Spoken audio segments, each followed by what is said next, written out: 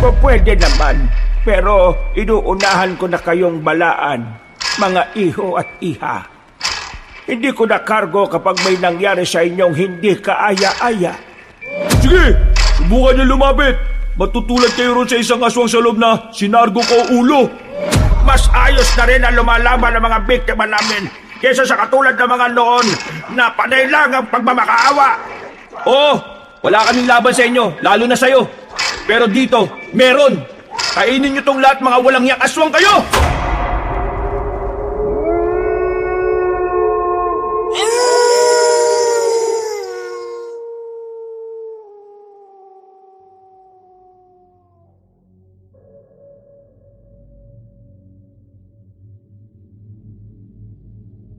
Sabi ng kasabihan na nabasa ko, ang bakasyon ay hindi pagtaka sa realidad, kundi paalala kung gaano kaganda ang mabuhay sa mundong ito. Minsan ay kailangan mong lumayo para muling makita ang halaga ng mga bagay-bagay at makalayo ka sa laso ng iyong kapaligiran. Sa bawat biyahe ay may bagong kwento at sa bawat pahinga ay may bagong simula. Pinagpalang araw, Kabanong, ganun din sa lahat ng kabangers at mga kayanggaw. Ako nga pala si Hor, hindi ko tunay na pangalan at 30 years old na ako. Maraming salamat at napaunlakan nyo ang aking kwento. Ito po ay nangyari noong nakaraang taon sa isang lugar sa Kabisayaan. Pumayag ang mga kaibigan ko na may kwento ko ito, pero katulad ko, hindi ko nababanggitin ng eksaktong lugar pati tunay na mga pangalan ng mga kasama ko para na rin sa aming proteksyon. Kabanong, mga kabangers at mga kayanggaw, ito ang aking kwento.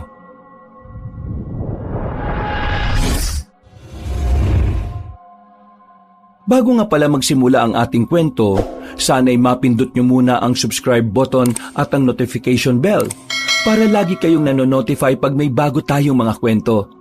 At huwag nyo rin kalilimutan mag-like at comment. Napakalaking tulong po ito sa ating channel para mas makapagatid pa kami sa inyo ng mga magaganda at mga nakakapangilabot na mga kwento. At ngayon, sa ating pagpapatuloy.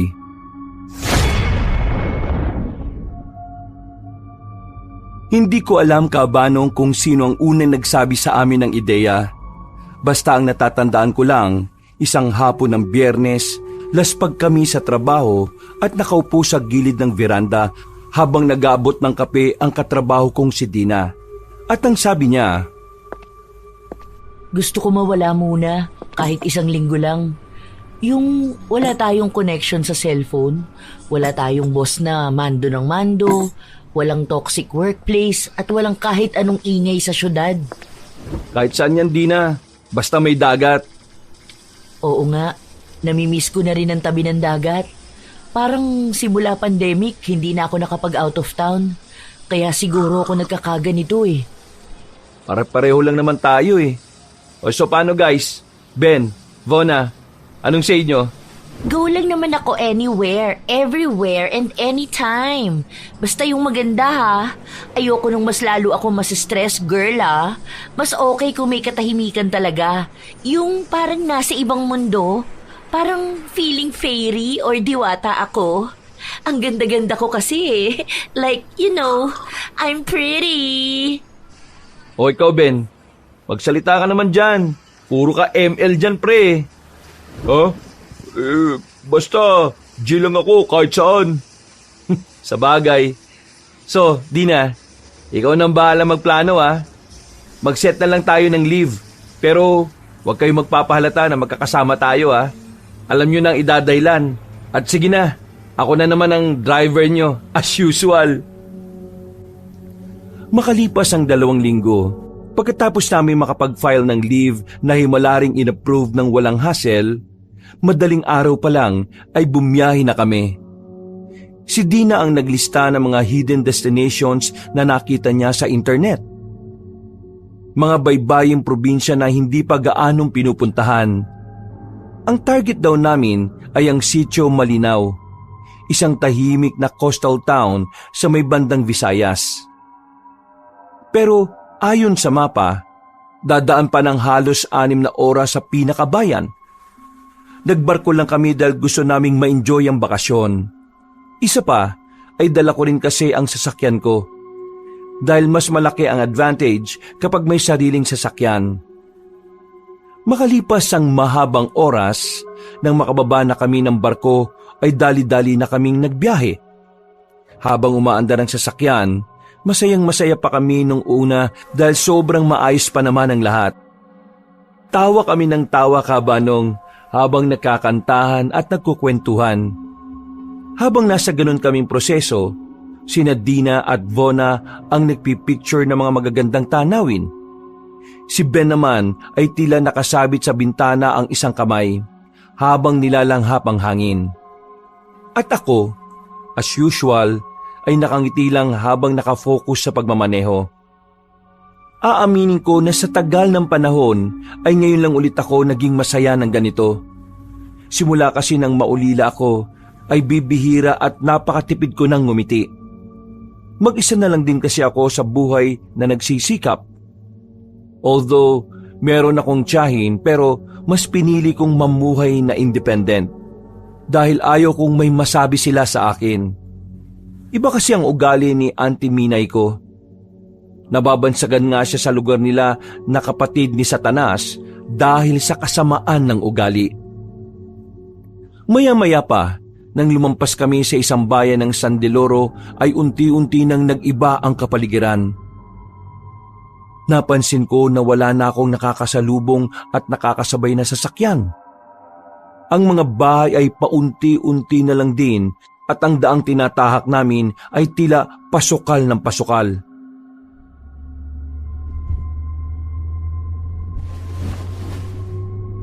Hur, tama pa ba ang dinadaanan natin? Tama naman yung GPS eh.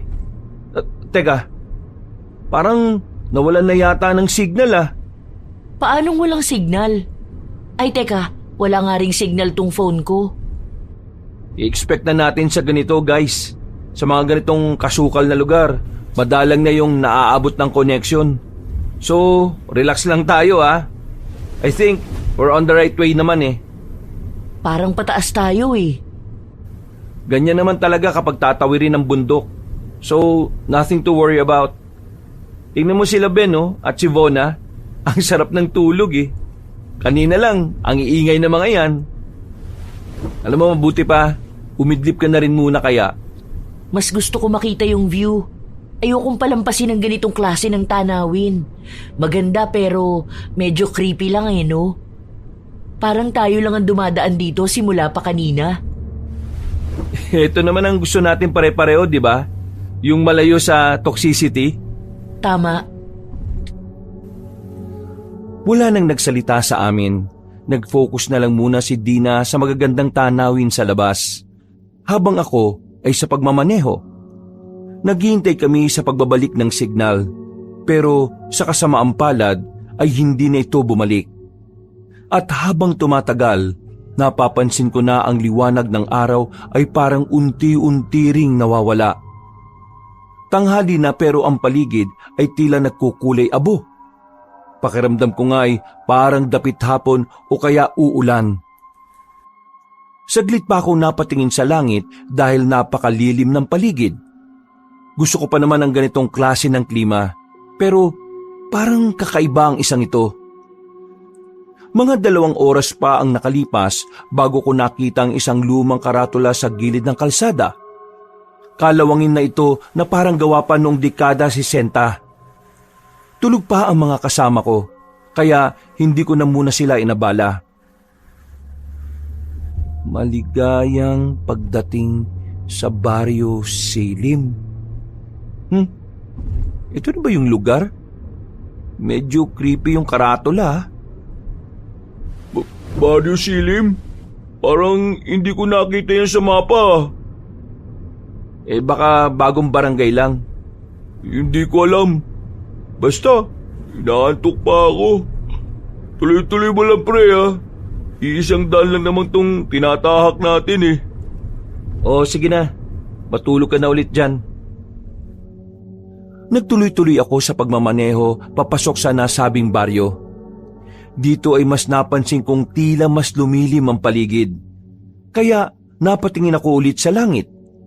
Maulap at natatakpan pa rin ang araw kaya nagdire-diretso lang ako. Habang nakafocus sa daan ay nakapag-obserba pa rin ako kahit papaano sa paligid. Kapansin-pansin na ang mga dahon ng mga kapunuan ay nakatiklop na parang natutulog din. Napatanaw ako sa kabilang banda at dito ko nakita ang baybayin mula sa di kalayuan. Hey guys! Gising na! Tumingin kayo sa kanan! Napansin ko sa rearview mirror na nag-inat na ng katawan si Nadina at Vona mula sa passenger seat. Ganon din si Ben na nasa tabi ko lang. Sabay-sabay silang napatingin sa kanan at napamulagat nang makita ang magandang karagatan.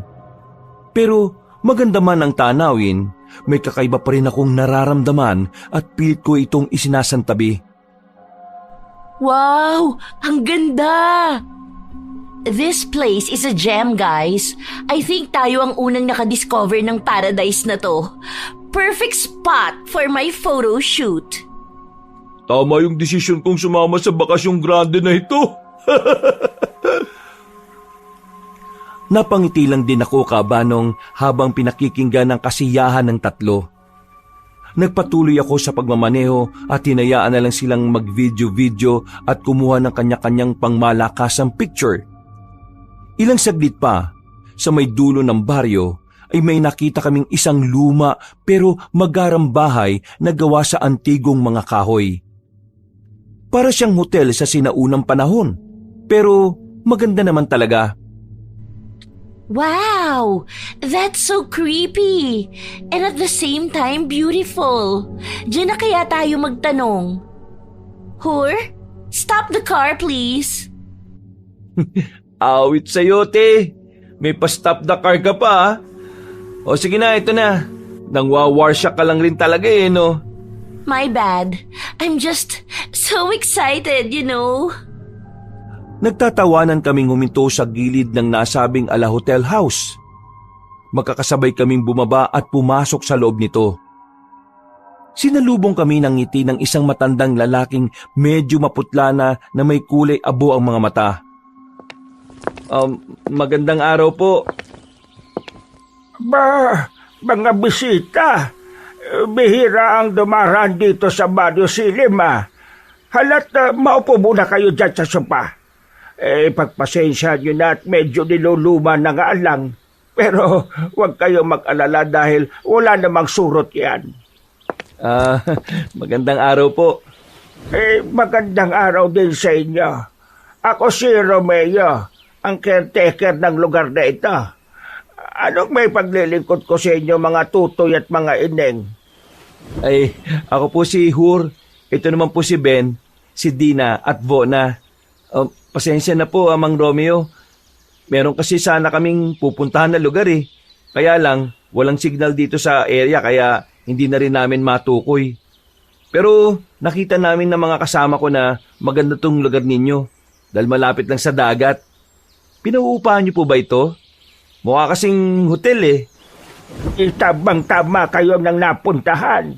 Nandito kayo sa Barrio Silim at sinasabi ko sa inyo na mag-i-enjoy kayo sa lugar na ito. Kaya kung pipiliin yung manatili na lang dito kaysa dun sa talagang pupuntahan nyo, ikagagalak ko. Sige po. Sasabihan ko muna itong mga kasama ko. I'll go for it. Like what Mang Romeo said, this place is so very Instagrammable.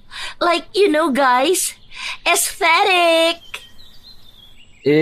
Ikaw Dina. Go si Vona, kaya go na rin ako. I love you, sis. To the 5th power. I love you too. Ikaw naman, Ben. As if, may laban naman ako sa dalawang babae na yan. Tsaka, maganda yung place pati itong tuluyan ni Mang Romeo Kaya, gin na rin ako, pre. Okay, so, done deal tayong lahat Kung gano'n sige. Hahanapan ko na kayo ng magandang kwarto na sasakto sa inyong 4. Nang magkatinginan kami ng matandang lalaki, ay nakita kong tila kumislap ang mga mata niyang kulay gray. Hindi ko alam kung bakit, pero pagngiti niya ay para akong nangilabot. Pakiramdam ko ay may pakahulugan ng ngiting yun, Kabanong. Hindi ko na lang masyadong pinagtuunan muna ng pansin dahil tuwang-tuwa din naman ang mga kasamahan ko. Habang naghihintay kami, ay naglalaro-laro muna ako ng cellphone ng mga offline games. Maya-maya pa'y bumalik na si Mang Romeo at sinabihan na nga kami na sumunod sa kanya. Sa ikalawang palapag ng mala-antigong bahay niya kami dinala at pinapasok sa pinakamagarang silid. Namangha talaga kaming apat dahil sa purong mga antigo ang naroon. Nakakabilib na napangalagaan nila ang ganito katatandang mga kagamitan. Sa isip-isip ko nga, kapag binenta nila ang mga to, siguradong yayaman sila ng husto. Magpahinga na muna kayo mga tutoy at ineng. Yung patungkol sa bayan kahit ibigay nyo na lang kung aalis na kayo. Sige po, Mang Romeo. Maraming salamat po. Mamaya rin, tatawagin ko na lang kayo kapag kakain na. Libre rin kasi ang pagkain dito sa amin. Oh? Talaga po? Pero huwag kayong mag-alala dahil hindi naman kami mahal maningil sa upa. Dahil bibihira lang din naman ang napapadpad dito sa lugar namin. Baka naman po malugi kayo niyan, Mang Romeo. Ay nako, huwag kayong mag-alala. Siya nga pala, pwede rin kayong magsabi kung may gusto kayong kainin, ha? Do you have beef steak po, Mang Romeo? Ay, tatanong ko kay Logro. Siya yung taga rito, Thank you. Let me know if you have. Pero kung wala, okay lang din naman po. Adobo is my favorite. Kung ganon, yan ang una kong ipaluluto. O siya, sige na. At maiwan ko na muna kayo para makapagpahinga kayo. Mukhang mahaba-haba ang biyahe ninyo. Salamat po ulit. Matapos naming kumaway at magpasalamat na magkakaibigan, ay lumabas na nga ng silid si Mang Romeo. Nagkanya-kanya na kaming apat pagkatapos nun. Si Dina at Vona ay nagpicture-picture. Si Ben ay nahigalang sa malambot na kama habang patuloy na naglalaro ng offline games. Ako naman ay naupo lang sa nilulumang couch. Nagtingin ako kung may signal na, pero wala pa rin talaga.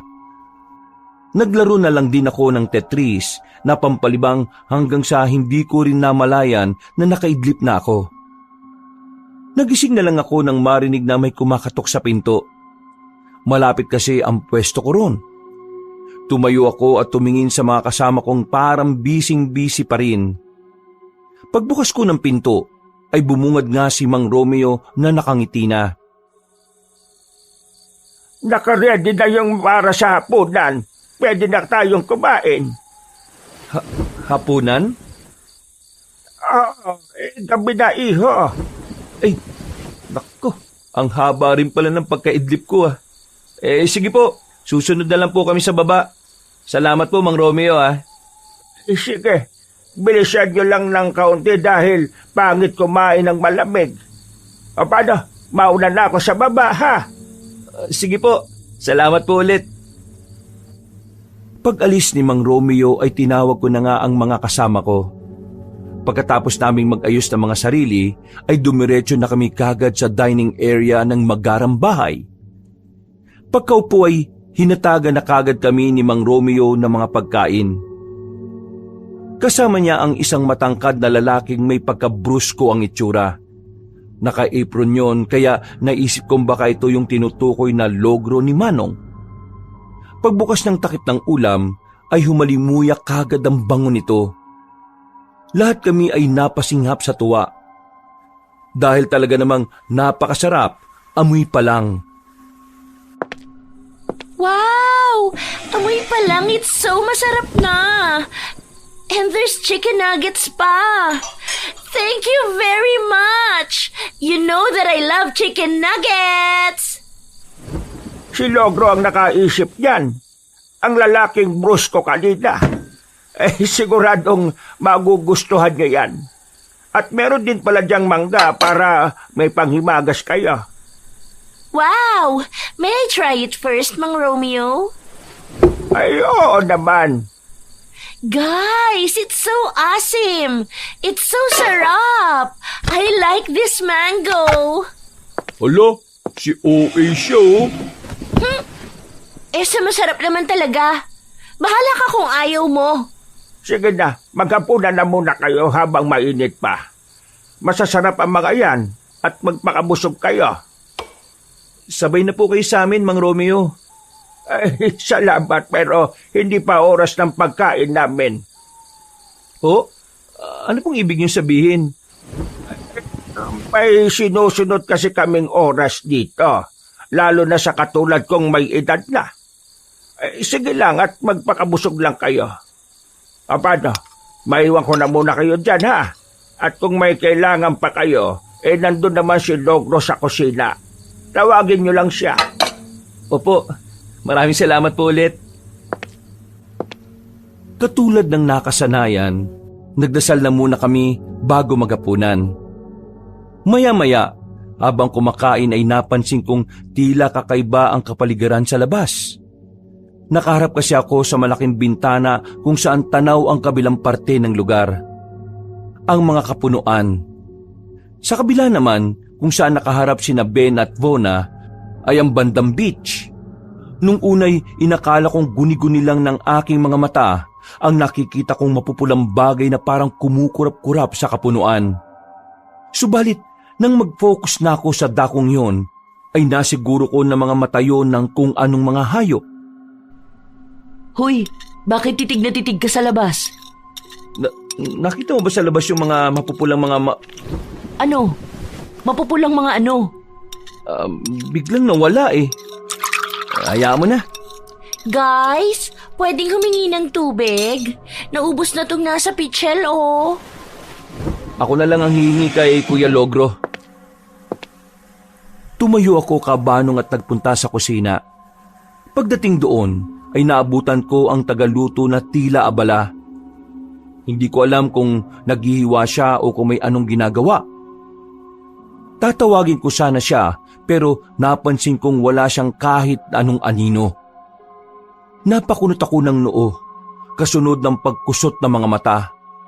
Pero wala talaga siyang anino, kabanong. Hindi ko tuloy alam kung anong mararamdaman. Nagulat na lang din ako nang mapansing nakaharap na pala siya sa akin. Nakaramdam ako ng kakaibang kaba nang makita ang mga mata niyang kulay aburin. Kakaiba siya kung makatingin na parang ako'y kakainin ng buo. Kaya sinadya kong ibaling sa iba ang atensyon ko. Manghingi lang sana ako ng tubig. Wala na kasi kaming...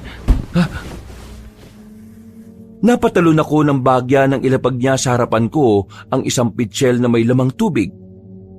Pagkalaon ay tumalikod na siya ulit at itinuloy ang kung anumang ginagawa niya. Salamat ah. Tumingin ulit ako sa ibaba pero wala pa rin talaga siyang anino. Kaya dali-dali na akong bumalik sa dining area. Nawala tuloy ako sa concentration pero na-enjoy ko pa rin naman ang pagkain. Maya-maya pa, pagkatapos namin magapunan ay dumating rin kagad si Mang Romeo. Pinagmasdan ko ang ilalim niya at nagulat din ako dahil katulad ni Kuya Logro ay wala rin siyang anino. Nanlaki ang mga mata ko kabanong sa pagkabigla. Hindi ko rin namalayang napansin din pala ako ni Dina. Okay ka lang? Dina, tingnan mo, walang anino si Mang Romeo. Katulad ni Kuya Logro kanina. Talaga? Oo, tingnan mo. Meron naman na. Ha? Paano meron? Wala talaga... meron nga. Pero kanina, wala yan eh. Aba, naubos yun na ang ulam ah. Salamat at nagustuhan niyo ang hinain ni Logro sa inyo. Salamat rin po. Iwan niyo na lang at kami na ang bahala dyan. Mang Romeo, Thank you so much. Sana merong beefsteak para bago kami umalis, di ba guys? Ay, sige. Sasabihin ko kagad sa inyo kung meron. Salamat po ulit. Aakyat na po kami. Pagngiti sa akin ng matandang Ginoo, ay napansin ko na naman ang tila pagbabago ng kulay ng mga mata niya. Sinabayan pa ng ngiting tila makahulugan na dahilan ng pangingilabot ko nang hindi ko rin alam kung bakit. Habang paakyat kami sa ikalawang palapag, ay muli akong napatingin kay Mang Romeo. At muli na naman ngang nawala ang anino niya. Dito ko biglang naalala ang sinabi sa akin noon ng isang kakilala tungkol sa mga nilalang na walang anino. Nang nasa kwarto na kami, nagkaayaan ng lahat na mag-inom at pumunta sa dalampasigan. Naipaalam din naman kasi kay Mang Romeo kung pupwede at pumayag naman ang matandang lalaki. Basta wag lang masyadong mag-iingay at magpapahating gabi. Naunang lumabas sina Dina at Vona. Naiwan naman kami ni Ben dahil kinuha pa niya ang alak na daladala. Pero nagulat ako dahil pagbukas ng bag, tumambad sa akin paningin ng iba pang gamit maliban sa alak. Oh, ano yung dala mo, Ben? Look ng titing. Nagkapalit yata kami ng bag ng tsuhin ko. Kaya pala kanina pa yung tawag ng tawag nung nasa biyahe tayo. Hindi ko lang sinasagot kasi nauurat ako ron eh. Bakit? Sundalo ba yung tsuhin mo? Oo, nakita mo na yata yun eh. Si Uncle Jamin, 3 wine tsaka black label pa naman yung dinala kong alak. Butak din ng titing oh. Pati yung mga damit ko, nandun. Paano natin kukontakin yun ngayon? Wala pa namang signal dito. Tsaka, delikado yung laman ng bag niya. 6 na baril to oh. Tapos mga granada, soldier's knife, at mga magazine ng baril. Plus emergency kit tulad nitong pangkuryente saka flashlight. Sundalo ba talaga yung Uncle Jamin mo o assassin? Ewan ko. Basta, ayaw ko sa ugali ng mayabang na yun eh. Wait. Hindi mo man lang ba naramdaman yung bigat? Hindi ko na nga naisip yun. Pare-pareho kasi kami ng bag tapos nagmamadali pa ako dahil ayaw ko nang makipag-usap sa kanya eh. Kaya bumuhat na lang ako ng walang sabi-sabi. Ay naku, nakakaurat tuloy eh. Hayaan mo na. Wala na tayong magagawa dyan eh. Dahil walang signal dito. Bukas, maghanap na lang tayo ng signal para makakontak siya. Ang iniisip ko pre, yung alak. Takti. Alak pa talaga yung iniisip mo ha. Huy! Ben! Hur! Bilisan nyo kaya! Kanina pa kami rito sa baba oh. Daig nyo pa kami mga girls kumilos ah. Faster guys, please! Napakibit na lang ako ng balikat habang nakatingin kay Ben. Pagkalaon ay kinuha ko ang isang flashlight para meron kaming magamit. Pagbaba namin ay nagulat din kami dahil may hawak na sina Dina at Vona na alak. Lambanog daw to na binigay kanina ni Kuya Logro bago umalis. Nandoon na rin ang mga pitchel, baso at iba pang kailangan namin katulad ng water container, pulutang mga prutas at snacks na baon-baon ng mga babae. Lumabas na kami at tumawid sa kabila sa dalampasigan. Madilim pero napakaaliwalas ng paligid. Sobra-sobra rin ang katahimikan kaya malakas naming naririnig ang hampas ng alon sa pangpang. Medyo nagtataka lang dahil wala talagang mga tao.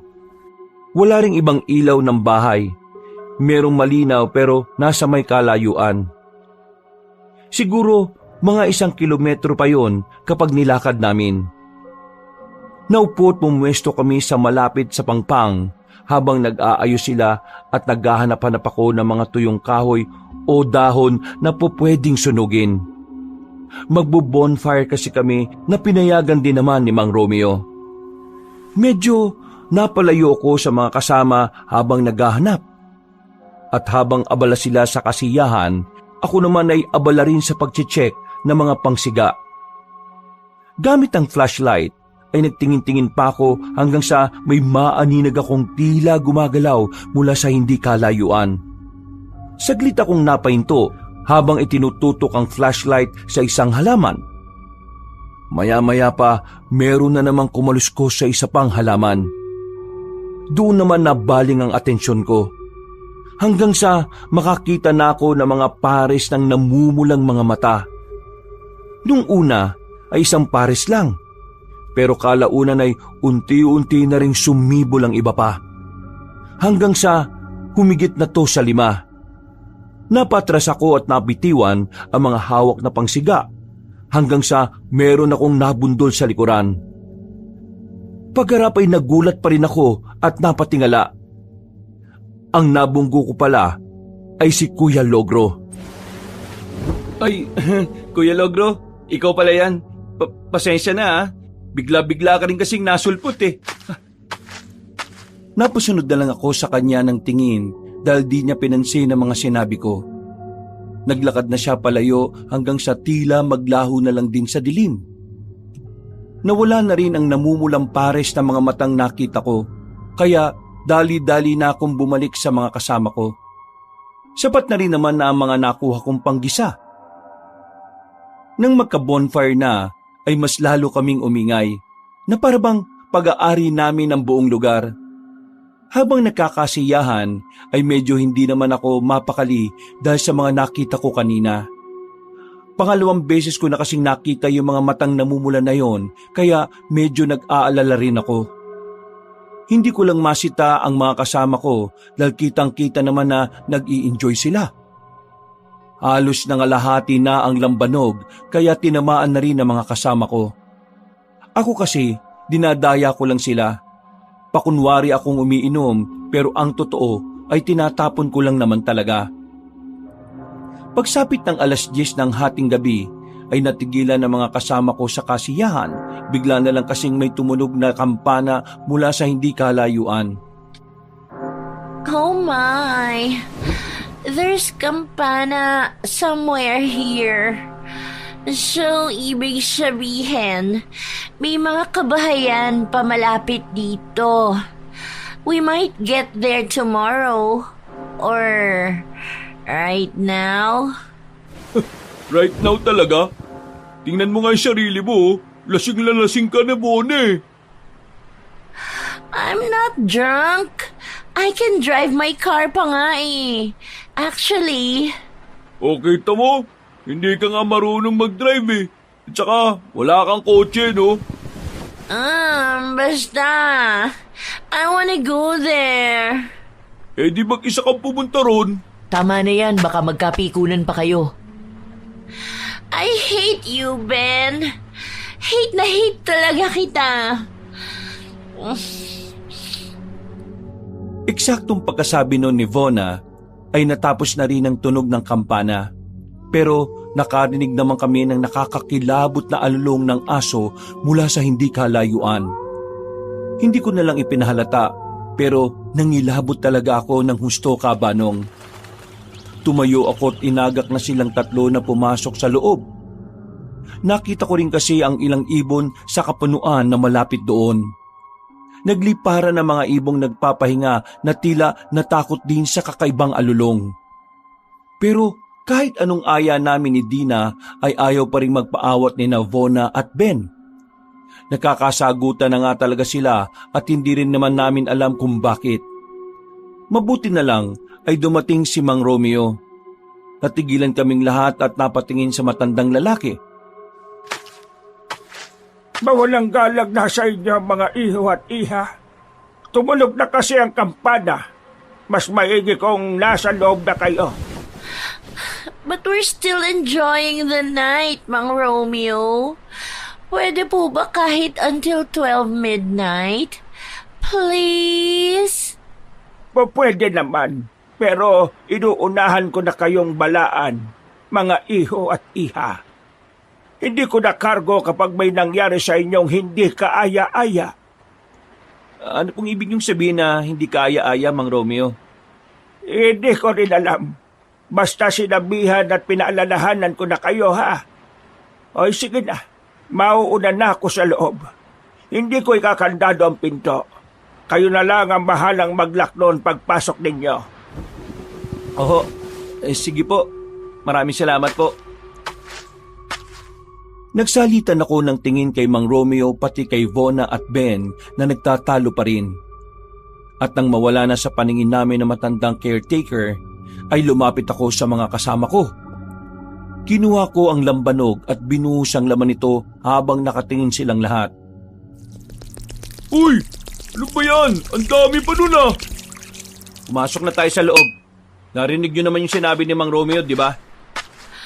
You're being a killjoy, ha? Hor, nag-e-enjoy pa nga tayo eh.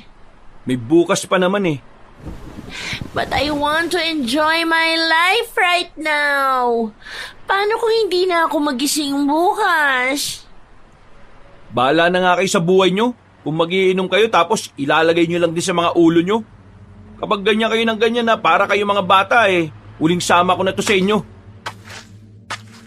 Dahil sa sinabi kong yon, ay tila natauhan sila. Tumingin sila sa akin at magkakasunod na nagsorry. Kahit papaano naman ay ramdam ko ang respeto nila sa akin bilang katrabaho at kaibigan na rin. Sa tagal na rin kasi namin magkakasama, halos ako na ang pinakatumatayong kuya-kuyahan nila. Ako kasi ang pinakamatanda sa aming apat. Nang magkaunawaan na ang lahat, ay sabay-sabay na kaming naglikpit ng mga gamit at pumasok na sa loob. At dahil ako ang nahuli, napalingon pa ako sa likod at kitang-kita ko talaga na merong dumaan na alam kong hindi ordinaryong nilalang. Napansin ako ni Dina na nasa unahan ko. Pagsitan niya sa akin, pasimple lang akong ngumiti at pumasok sa loob ng magarang bahay. Pero ang totoo ay nangilabot ako dahil nakita ko talaga ang namumulang mga mata ng nasabing nilalang na hindi ko rin mawari. Kinandado ko na kagad ang pinto at sumunod na kagad ako sa mga kasama ko sa aming silid. Dahil sa mga kakibang pangyayari, kahit napakalalim na ng gabi ay tila hindi pa rin ako madalaw ng antok. Hindi ko rin maintindihan pero ramdam ko ang bigat ng hangin sa paligid. Kahit pa sa malamig ang simoy nito, nakatingin ako sa bintana dahil malapit dito ang higaan ko. Nakapagtataka lang din dahil parang walang ingay ng alon sa dalampasigan. Pakiramdam ko tuloy parang tumitigil ang oras. Dahil hindi mapakali, lumabas ako sa veranda para magyosi. Sa tagal ng panahon, ngayon ko na lang talaga ginawa ito. Nagbabaon ako ng sigarilyo pero hindi ako madalas magganito. Habang humihit-hit buga ay tinatanaw ko ang katahimikan at kadiliman ng lugar. Hanggang sa dulo ng tabing dagat ay may naaninag akong mga tao. Nakatayo sila at tila hindi mga gumagalaw. Alam kong mga tao sila pero hindi ko maaninag ang mga mukha. Kaya hindi ko rin tuloy masabi kung nakaharap sila sa akin o nakaharap mismo sa dagat. Nakakita rin ako ng ibang tao. Ano kayang ginagawa nila? Hindi ko na natapos ang pagsasalita dahil nakarinig na ako ng kakaibang huni ng kung anong hayop mula sa hindi kalayuan. Pagkatapos ay nagtakbuhan ng mga taong nasa dalampasigan. Nagulat din ako dahil ang bilis nilang magsitakbo na parang hindi mga normal na tao. Nang mawala na silang lahat, ay bumalik na ako sa loob ng kwarto at sinara na ang pinto ng veranda. Pahiga pa lang ako nang makarinig ng mahihinang pagkatok. Eksakto na naalimpungatan din si Ben kaya napatingin ako sa kanya. Pre, narinig mo ba yon? May kumatok, di ba? Tulog mo na yan, pre. Sabog ka lang. Pasaway. Humiga na ako tinawi paloob ang kortinang nasa tapat ko. Pagkatapos ay tuloy-tuloy na ang aking pagtulog. Kinabukasan, ang akala ko talaga ay sobrang aga pa dahil makulimlim pa rin ang kalangitan. Paghawi ko ng bintana. Pagtingin ko sa labas, ay may iilang tao na roon at nakapagtataka na nakatingin sila sa akin mismo.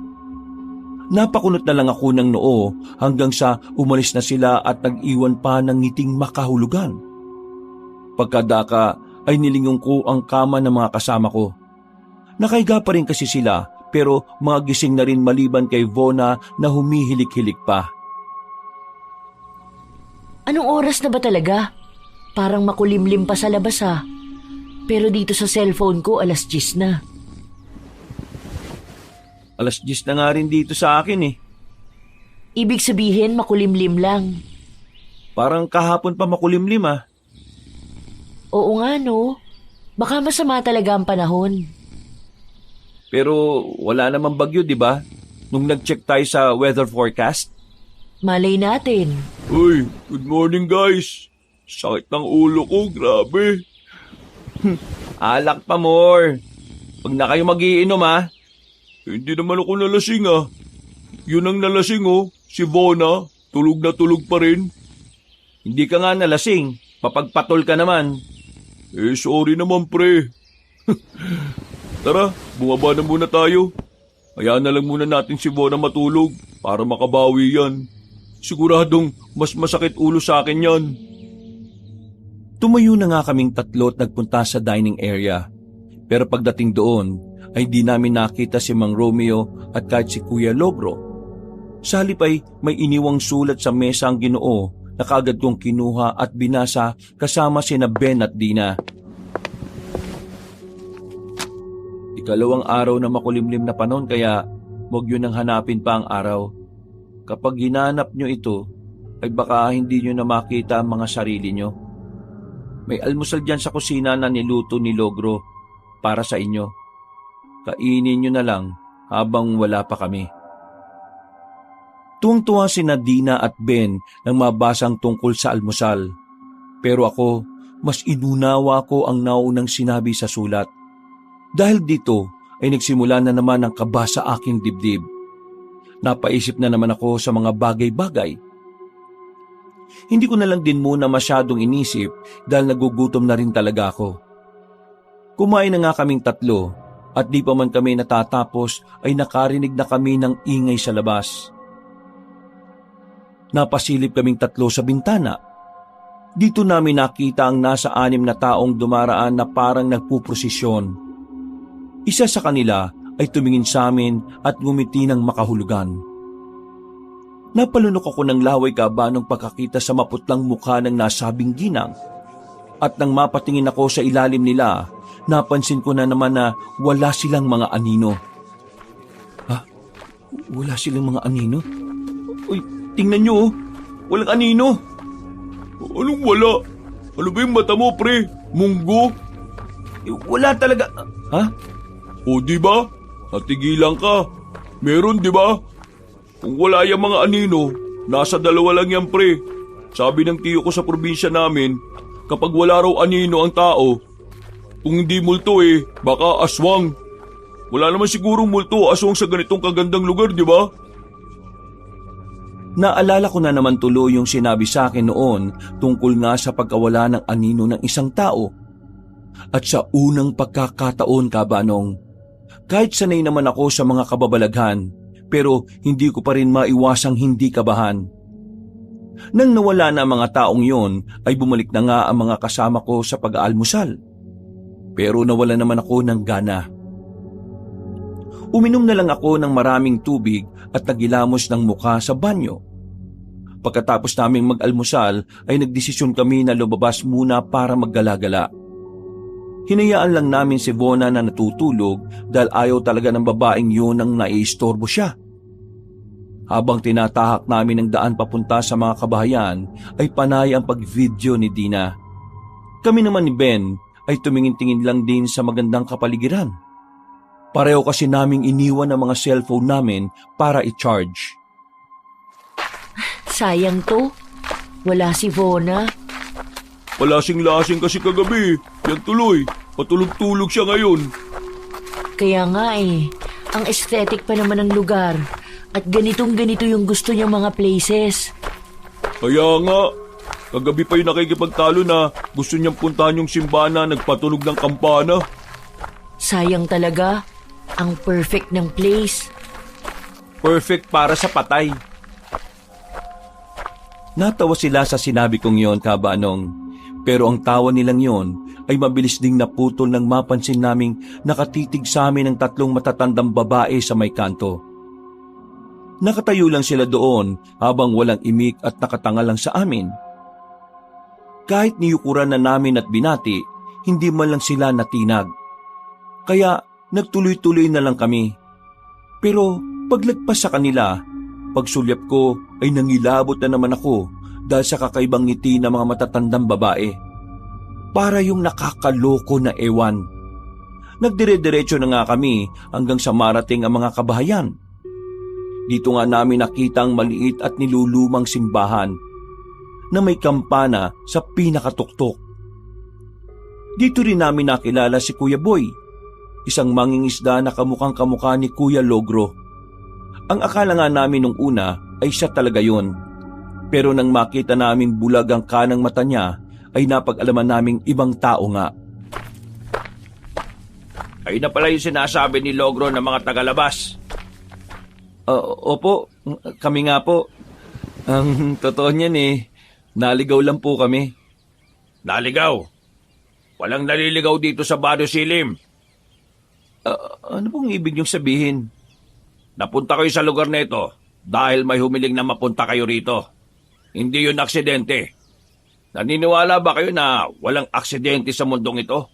Ang lahat ay itinakda? Oo, siguro po. Depende po yata. Walang depende rito sa Barrio Silim. Ang lahat dito ay may basihan at nakabase ang buhay ng bawat isa sa kung paano siya makikiayon sa mga makakasalamuha niya. Pasensya na pero wala po akong maintindihan Sulitin nyo na ang mga araw na narito kayo. Ikaw, matabang lalaki. Nararamdaman mo na ba? Ha? Po? Ano po yun? Ano raw, guys? Hindi ba kayo nagtataka kung bakit malilim palagi rito? Oo nga po. Bakit nga po ba malilim sa lugar na to? Parang hindi sinisikatan ng araw. Malalaman nyo rin yan kung bakit. Kapag lumagpas na ang 24 oras, mararamdaman nyo na ng paunti-unti ang mga sinasabi ko.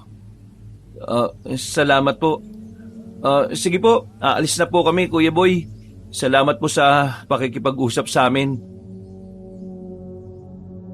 Nauna na nga maglakad sina Dina at Ben dahil tila hindi nila nagustuhan ang mga sinabi ng Ginoong mangingisda. Ako naman, may gusto pa talaga akong itanong pero naunahan na lang din ako ng takot. Nang palayo na kami, lumapit si Kuya Boy at tinawakan ako sa braso. Nagulat naman ako at hindi kaagad nakapalag. Sinubukan kong alisin ang pagkakahawak niya pero nang magtama ang aming mga mata ay mabilis na gumapang ang kilabot sa buo kong pagkatao. Para akong naistatwa lalo na makita ang pagbabago ng kulay ng mga mata niya. Habang may oras pa, umalis na kayo bago magtakip silim. Habang may natitira pang katauhan sa loob-loob nyo. Pinilit kong makakawala at pagkadaka ay patakbo ko siyang inalisan at hindi na nilingon pa. Nang makita naman ako ni Dina at Ben na humihingal ay nagtaka sila. Hindi ko na lang din sinabi ang totoong dahilan, pero kabadong-kabado ako. Dinig na dinig ko pa nga rin ang tibok ng dibdib ko na parang luluwa na sa sobrang bilis. Nang nasa tapat na kami ng tinutuluyang bahay ay napahinto kami matapos makita ang ilang tao na nasa tapat ng dalampasigan. Nakita ko na naman na wala silang anino kaya kinabahan na talaga ako. Hindi na normal ang ganito. Hindi na ito guni-guni dahil ilang beses ko nang nakikita na nawawala ang anino ng karamihan ng mga tao rito. Siguradong may kakaiba talaga. Ginawa ko na nga ang isa sa mga sinabi ng kakilala ko patungkol nga sa mga taong walang anino. Tumuwad ako at pinagmasdan ng mga taong yon pero bago ko pa sila makita ay tinapik na ni Ben ng malakas ang puwet ko. Hoy! Ano yung ginagawa mo, ha? Bakit ka tumutuhad-tuhad dyan? Teka, nasan si Dina? Ayun, nauna na siyang pumasok doon sa loob. I-check niya raw si Vona kung gising na. Ang tanong ko naman ang sagutin mo kasi, bakit ka nga tumutuwad-tuwad dyan, ha? Ha? Ano kasi, susubukan ko lang sanang tingnan yung mga tao rito nang nakatuwad ako.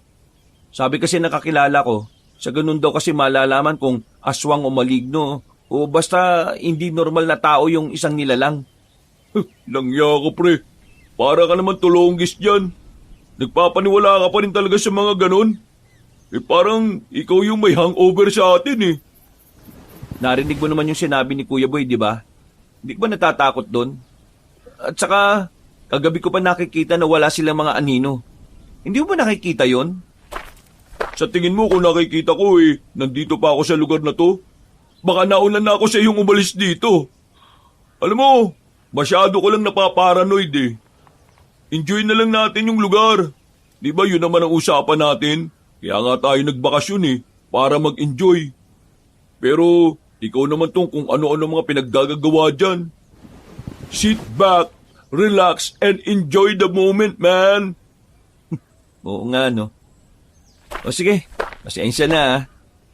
Pero kung gusto mo pa rin talaga malaman ng totoo, makikita mo naman sa mukha nila yan, kapag wala silang kanal sa ilong na tinatawag.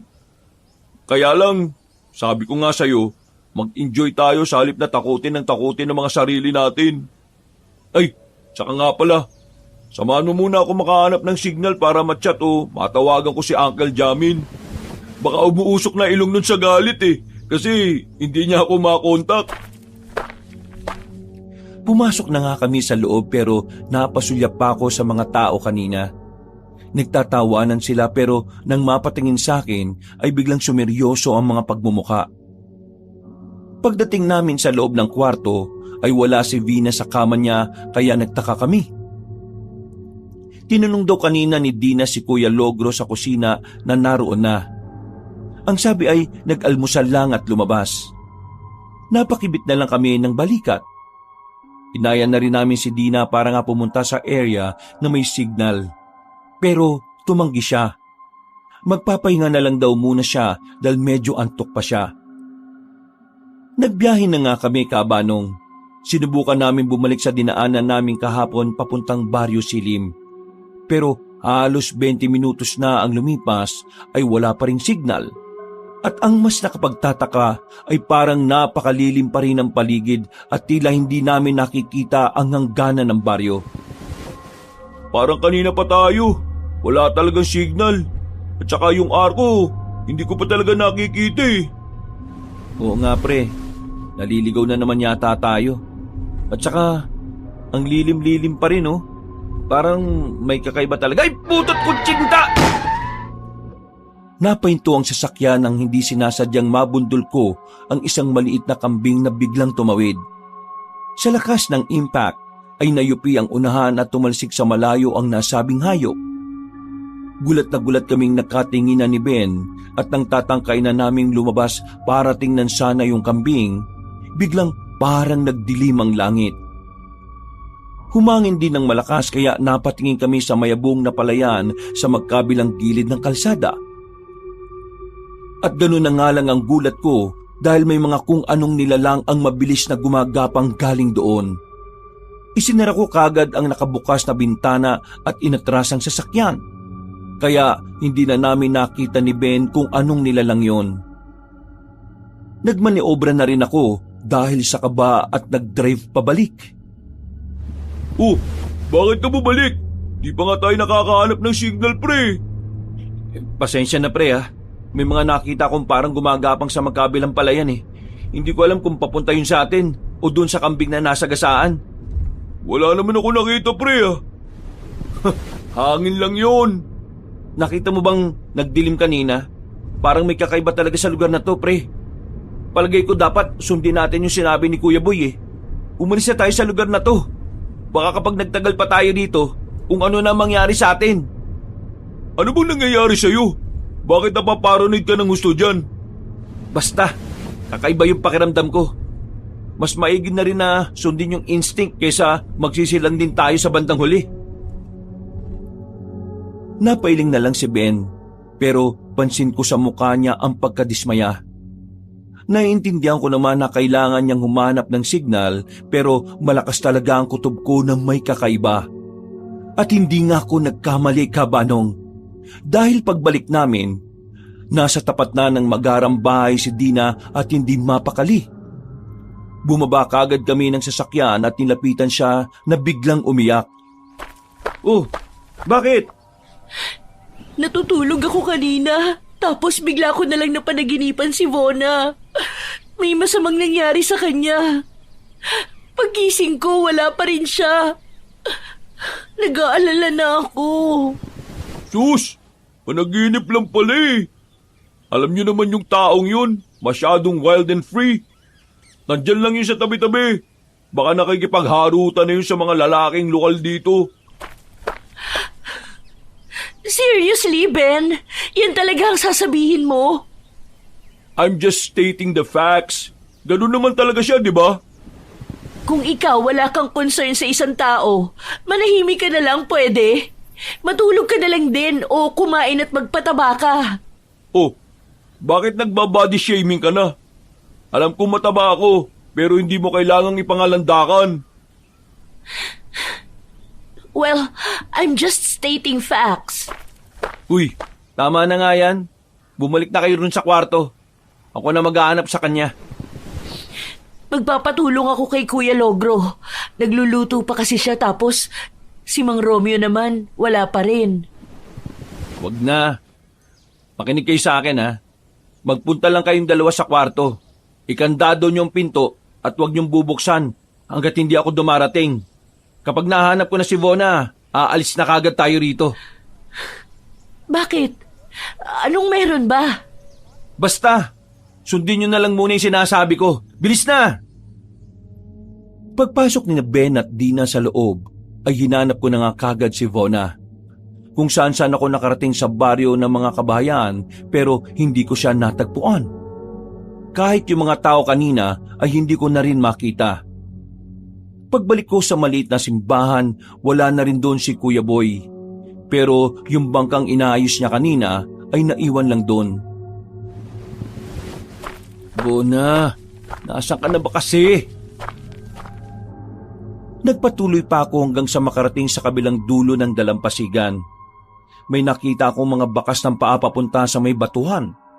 At sa dulo nito ay nakita kong nakasampa si Vona sa batuhan. Basang-basa at duguan ng ulo habang tila hinahampas siya ng mahinang alon. Dali-dali ko siyang nilapitan at kaagad kinarga. Nang mamukhaan niya ako ay naiyak siya bago pumikit. Vona, nandito na ako. You're safe now. Bakit ba kasi nagsususuot ka kung saan-saan lang ng mag-isa? Hindi ko rin alam kung paano ko napunta rito. Ha? Eh, ang sabi ni Kuya Logro, nag-almusal ka raw tapos lumabas. Nagising na lang ako dahil sa hampas ng alon. Tapos, may nakita akong mga taong parang nagtatawanan. Mga 5 sila. At di ko sila makilala dahil para akong hinang-hina kanina at nahihilo. Kailangan na talaga nating umalis sa lugar na ito. Tara na! Pagbuhat ko sa kanya, ay nakarinig ako ng mga yabag mula sa hindi kalayuan. Pagtingin ko roon, ay nakita ko ang nasa 4 na tao, 2 babae at 2 lalaki. Ang isa sa kanila ay may hawak na kambing. Nanlaki ang mga mata ko dahil alam kong ang hayop na yon ang nasagasaan ko kanina. Palapit sila sa amin, kaya naman naglakad na ako palayo pero nakarinig naman ako ng yabag mula sa likuran. Kaya lumingon ako roon. Si Mang Romeo na naglalakad palapit habang nakangiti ng makahulugan. Umiba ako ng direksyon para makita ko ang parehong mga tao. Hanggang sa nagsama-sama na silang 5. Ano nangyari kay Vona? Bakit may sugat siya sa noo at basang-basa? Nadulas ba siya dyan sa batuhan? Hindi ko po alam ang eksaktong nangyari. Kahit po si Vona, wala ring ideya. Nagising lang daw po siya rito. Siguradong may nagdala po sa kanya. May nagdala. Hindi ba lasing na lasing siya kagabi? Baka naman nagkaroon lang siya ng halusinasyon dahil sa tama ng alak. It's impossible. Kahit naman malakas ang hangover ko, imposibleng magha-hallucinations ako ng ganun. There's someone na nagbuhat sa akin at nagdala rito, Mang Romeo. Possible na isa sa mga taga rito or tao mo. Inaakusahan mo ba ang mga taga-baryo? O ako na nagpatuloy sa inyo ng maayos at bukas palad kung pa kayong tinanggap? I'm not saying that. Pero ganun yung pinalalabas mo, Iha. Pagkatapos ko kayong tanggapin ang buong puso, parang kami o ako pa ang lalabas na masama ngayon. Pasensya na po sa mga sinabi ni Vona. Kayo na rin naman po nagsabi na baka dala lang ng alak. Sorry po, Mang Romeo. Sige po, aalis na lang kami. Magbabayad po kami ng lahat ng mga nagastos nyo sa amin. Hindi ko kailangan ng pera ninyo. Umalis kayo kung gusto ninyo. Tignan lang natin kung saan kayo dadalhin ng kapalaran. Magbabayad pa rin po kami. Salamat po. Mauna na kami bumalik sa hotel para makapag-ayos na. Teka lang. Pamilyar ka ba sa kambing na ito? Po? Pinatay mo ang isa sa mga alaga ng mga taga rito. At ayon sa patakaran ng aming baryo, ang ganitong klase ng krimen ay hindi katanggap-tanggap. Ano pong ibig niyong sabihin? Kung buhay ang kinuha, buhay din ang kapalit. Hor, let's go. We must leave this freaking place right now. As in now na talaga. Dahil sa ginawa mong yan, hindi kayo basta-basta paalisin ang mga nagawan mo ng masama. Kailangan mong palitan ng buhay ang buhay na kinuha mo. Pero hayop lang po yan at isang kambing. Ang buhay ay buhay at wala kang karapatan na lapastanganin ito. Dahil sa ginawa mong ito, ginalit mo ang mga taga-barya. Hindi ka nila mapapatawad at wala kong magagawa kundi sundin ang kagustuhan nila. Pero total, doon din naman ang punta niyong lahat sa huli. Kaunting oras na lang at malapit ng mag-24 oras ng pananatili niyo rito. Hindi niyo na matatakasan ang pagtawag sa inyo sa lugar na ito. Naalala kong bigla sa sinabi ni Mang Romeo ang mga sinabi rin kanina ni Mang Boy. Nagsimula silang humabang habang ang mga muka ay tila nakangiti na parang demonyo. Bigla na namang lumala ang lilim sa buong paligid. Pakiramdam nga namin ay parang maggagabi na. Kaya naman dali-dali ko nang binuhat si Vona at tinakbuhan sila. Pero naririnig pa rin namin ang boses ng matandang lalaki na parang nag-e-echo kasama ng paghampas ng alon sa dalampasigan. Sige! Tumakbo kayo! Tignan natin kung saan kayo pupulutin! Hindi niyo matatakasan ang sumpang nakalaan sa inyo! Nagmadali na kami, Kabanong. Pagdating sa magarang bahay, sumipat kagad ako sa bandang kusina. Nang makitang wala roon si Kuya Logro, ay pinaupo ko muna si Vona sa lumang couch. Kaya mo na bang umakyat na mag-isa sa taas? I think so. Teka, what's happening here ba? Naguguluhan ako. Saka na ako magpapaliwanag.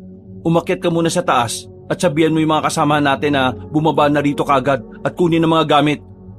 Bilisan nyo habang tumitingin-tingin ako rito sa baba dahil walang pwede makapasok dito habang hindi pa tayo nakakaalis. Wait, what the hell is exactly happening here ba talaga? Natatakot na ako. This place is hell! At aalis na tayo rito. Nang marinig ako ni Vona na sinabi yon, ay nagmamadali kagad siya kahit na nahihirapan pa rin. Ako naman, Kabanong, ay tumitingin sa labas. Mas lalong kumulimlim ang paligid.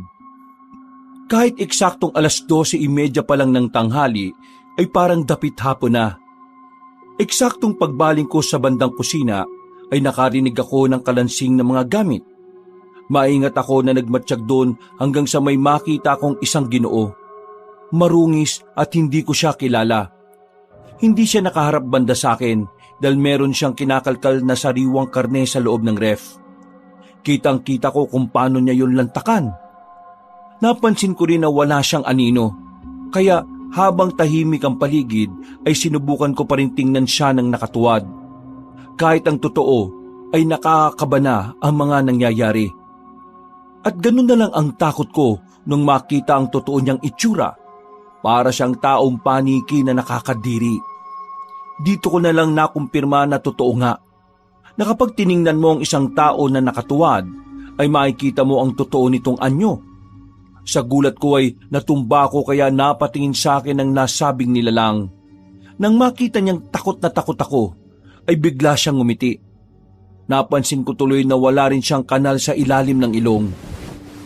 Huwag kang lalapit! Unti-unti na nga siyang nagbago ng anyo, Kabanong. Mula sa itsura ng isang normal na tao ay naging mukha na siyang paniki. Lubog ang ilong, matalim ang mga mata at namumula. Matulis sa mga tenga, nakausli ang ngipin at nakaunat ang mga balat. Lumawit din ang mahaba pero manipis niyang dila at ang mga kuko niya ay biglang tumalim. Ngumiti na naman siya kaya nakatihaya at paatras akong gumapang palayo. Pero mabilis siyang lumundag kaya nagsisigaw na ako ng tulong. Pero nadambahan na ako ng aswang at pinagkakalmot sa muka. Sinubukan kong umiwas gamit ang unan ng lumang sofa pero nagkabutas-butas lang to. At para makalayo ay sinipa ko siya sa ari. Napaaray naman saglit ang aswang kaya nakatsyempo ko ng pagtayo. Kaya lang, nang tatakbo na ako, ay hinawakan niya ako sa paa kaya nadapa ako. Tumama ang mukha ko sa kanto ng lumang sofa bago pa sa mismong sahig. Nakaramdam ako ng matinding pagkahilo hanggang sa makarinig na lang ako ng putok ng baril. Kaya ako napapitit sa takot. Sa isang iglap ay tumigil ang halimaw. Pagdilat at pagtingin ko sa likod ay nakahandusay na ang kalaban at wala ng buhay. Tumatagas ang dugo nito sa itim na sahig. Napatingin ako sa hagdan kung saan ko naabutan sina Dina at Vona na tila gulat na gulat. Pareho pa silang nakatutup ang bibig habang si Ben naman ay hawak-hawak ang baril mula sa napagpalit na bag ng tiyo niya. Salamat pare ah. Ano yan? Halimaw ba yan? Aswang yan. Aswang? Oh my goodness!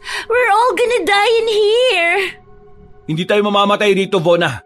Aalis tayo rito. Totoo ba to o nananaginip lang ako? Saka na yung mga sinasabi nyo, guys.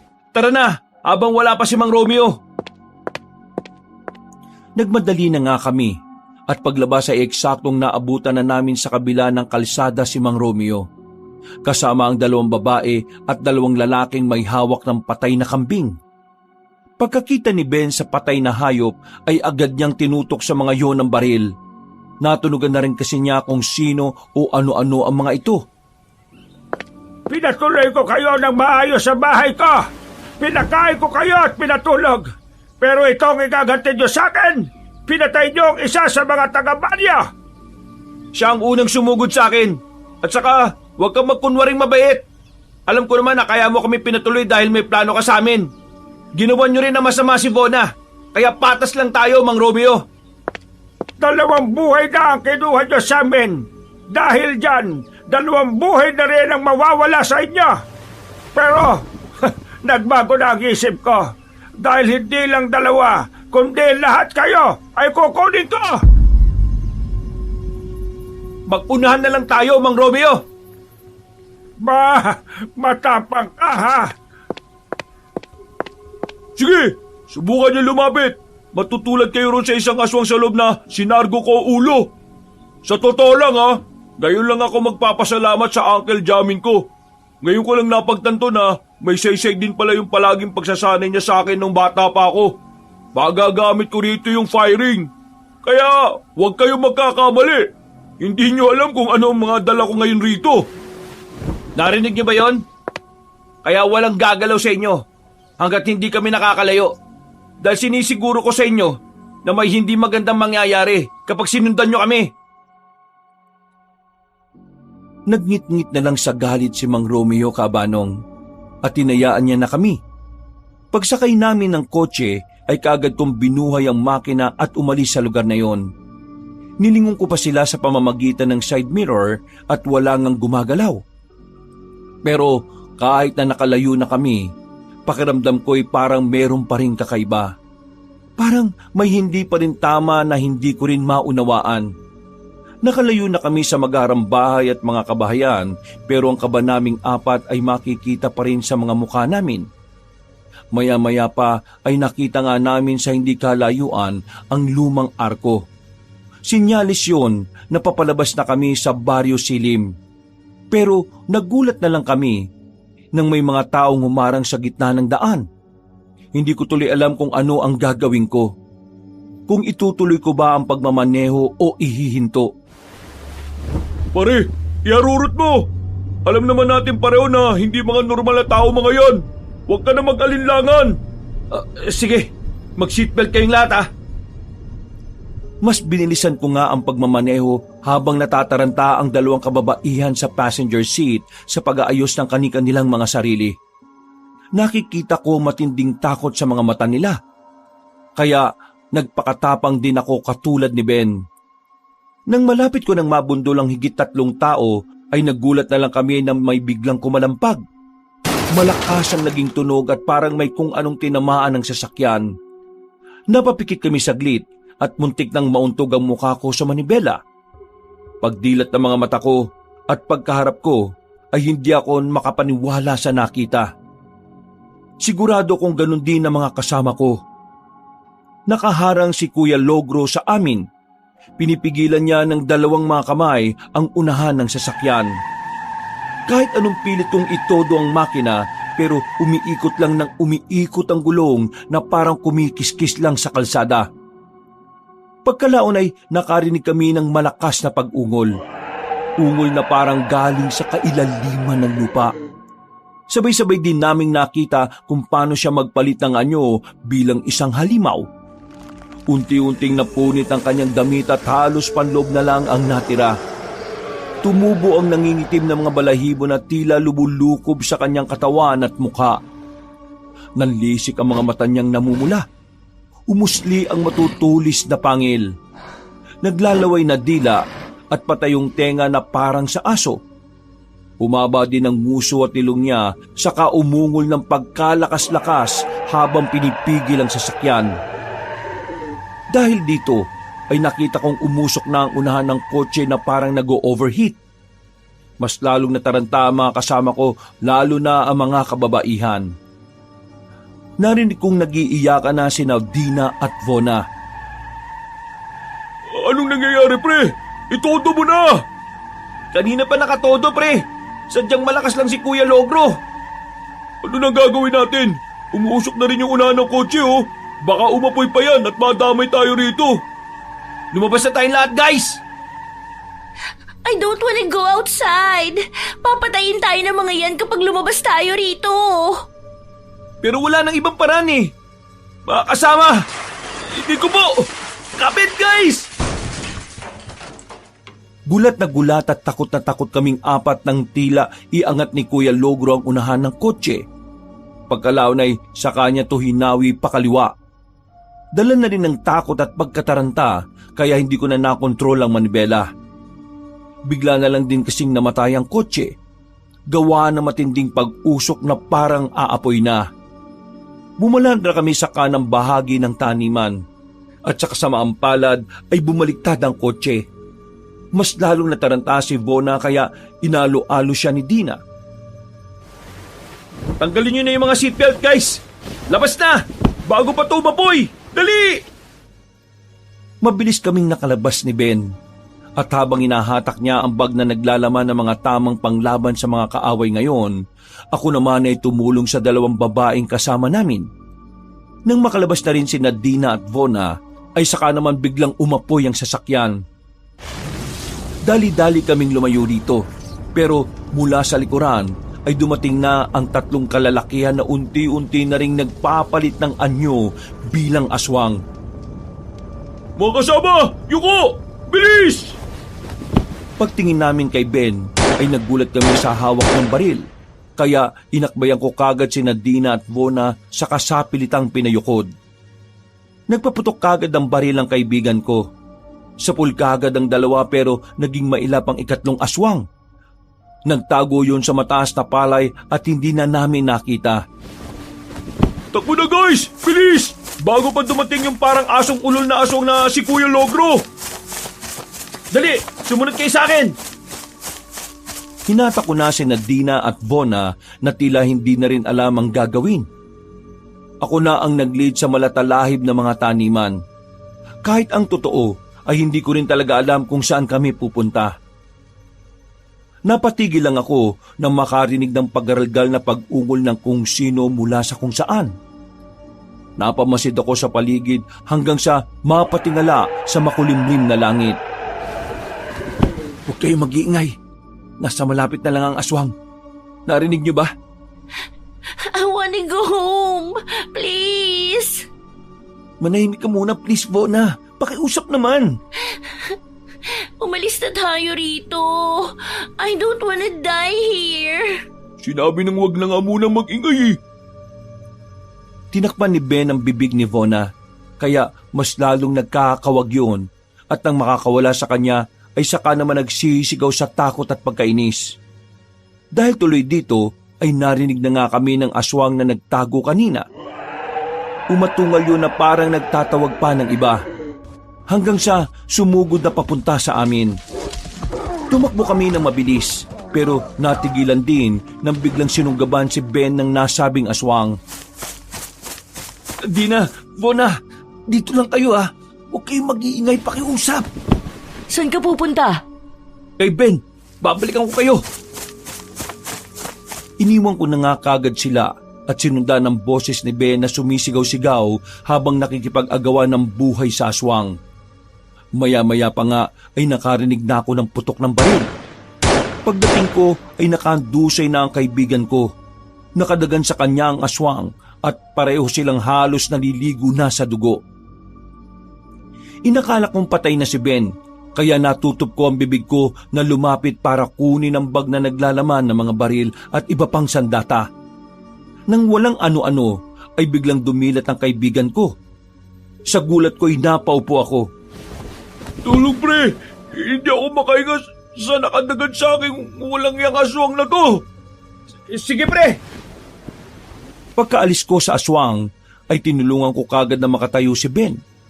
Kinuha niya kagad ang bag at binuksan ay saka binigay sa akin ng isa pang baril na nakakasana. Kailangan natin protektahan ang bag na to dahil nandito rin ang mga magagamit natin para makasurvive tayo sa lugar na ito. Tama ka dyan pre. Malaking bagay din pala na nagkapalit kayo ng Uncle Jamin mo ng bag. Inadya talaga to ng tadana. Oo nga.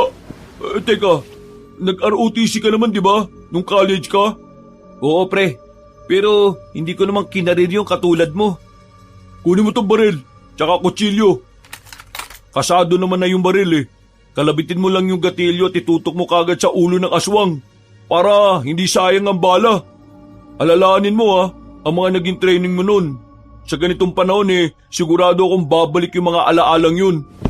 O sige, tara na. Balikan na natin sila Dina at Vona.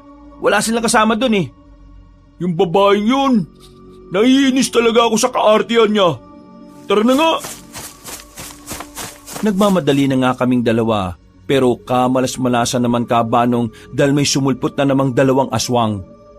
Pagsunggab ng mga yon ay nagulat ako kaya nabitiwan ko ang baril na binigay sa akin ni Ben kani-kanina lang. Sinubukan ko yung kunin pero tumalo na naman ang aswang at umatake sa akin. Nakalmot niya ako sa likod at pareho kaming napatira pa sa lupa. Nang dadambahin na niya ako sa liig, ay binunot ko kagad ang soldier's knife na ibinigay din sa akin kanina. Tinara ko ito sa tagiliran ng aswang. Napahiyaw yon at napaatras.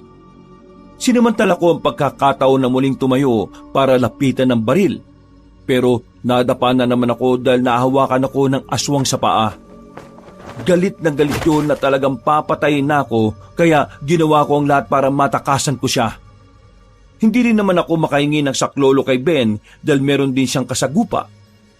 Muli kong ginamit ang soldier's knife kaya tinamaan sa bandang leeg ang aswang pero daplis lang. Gayunpaman ay lumayo rin siya sa akin dahil sa takot. Binilisan ko ang takbo hanggang sa mahawakan ko na ang baril. Nang muling sumalakay ang aswang ay saka ko kinalabit ang gatilyo ng baril habang nakapikit. Tila umaalingaw-ngaw ang tunog noon sa buong palayan. Pagdilat ko ng mga mata ay eksaktong humandusay na sa lupa ang kasagupa ko. Nasa ka na, Ben? Nandito ako, pre! Sinundan ko ang boses niya at pagtingin ko ay binubunot na niya ang patalim mula sa ulo ng aswang. Nilabanan mo siya gamit lang ng soldier's knife? Oo, Paano? hindi porke mas malusog ako sa'yo eh. Hindi na ako mabilis kumilos. Sabi ko naman sa'yo, di ba? Hinasa ako ng tiyo kong sundalo. Hindi lang ako makapaniwala. Ibang-iba ka sa opisina natin eh. Ah, ganun ba? Wala rin naman kasing nagtatanong kaya hindi ko na lang din sinabi. Ay, siya nga pala. Hindi tayo dapat mag-aksaya ng bala ng baril. Dahil hindi tayo sigurado kung gaano karami ang aswang sa lugar na ito eh. Kaya kung kaya mong pumatay gamit ang soldier's knife, gawin mo pre ha. Oo, sige pre. Natigilan na kami sa pag-uusap dahil narinig na namin ang pagsigaw ni Dina at Vona. Matapos namin magkatinginan ni Ben ay tumakbo na kagad kami. Pero napahinto rin kami at napayukod matapos may biglang sumabog mula sa hindi kalayuan. Saka namin napagtanto na tuluyan nang sumabog ang sasakyan ko. Napapikit na lang ako at kahit nang hihinayang ay wala na rin akong magagawa. Nagpatuloy na kami at pagdating sa kinaroroonan ng dalawa naming babaeng kasamahan ay natigilan na kami ng kaibigan ko.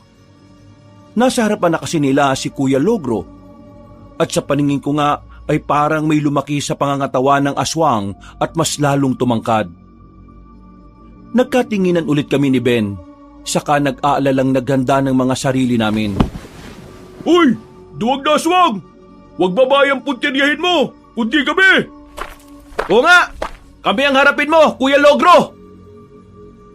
Napalingon sa amin ng malataong asong lobo at pagkatapos ay saka siya humalakak na parang nababaliw at nanlilibak. Hindi naman kami nagpatinag ni Ben na kaagad sumalakay. Sa totoo lang ay nagugulat pa rin talaga ako sa kaibigan ko dahil para siyang ibang tao ngayon. Kahit sa lusog ng pangangatawan niya, hindi ko talaga akalain na ganun siya kabilis na kumilos at napakahusay niyang makipaglaban. Natamimi tuloy ako kabanong habang nakikipagtagisan siya ng galing sa dambuhalang aswang. At natauhan lang ako nang marinig ang pag-angil ni Kuya Logro, kasabay ng pagsigaw sa akin ni Ben. Pare! Barilin mo siya, bilis! Ha? Oo, pare! Eto na! Walang pag-aalinlangan kung ang pinuntirya ang malataong asong lobo. Ilang beses ko yung pinaputukan at pare-parehong tumama sa likod at dibdib.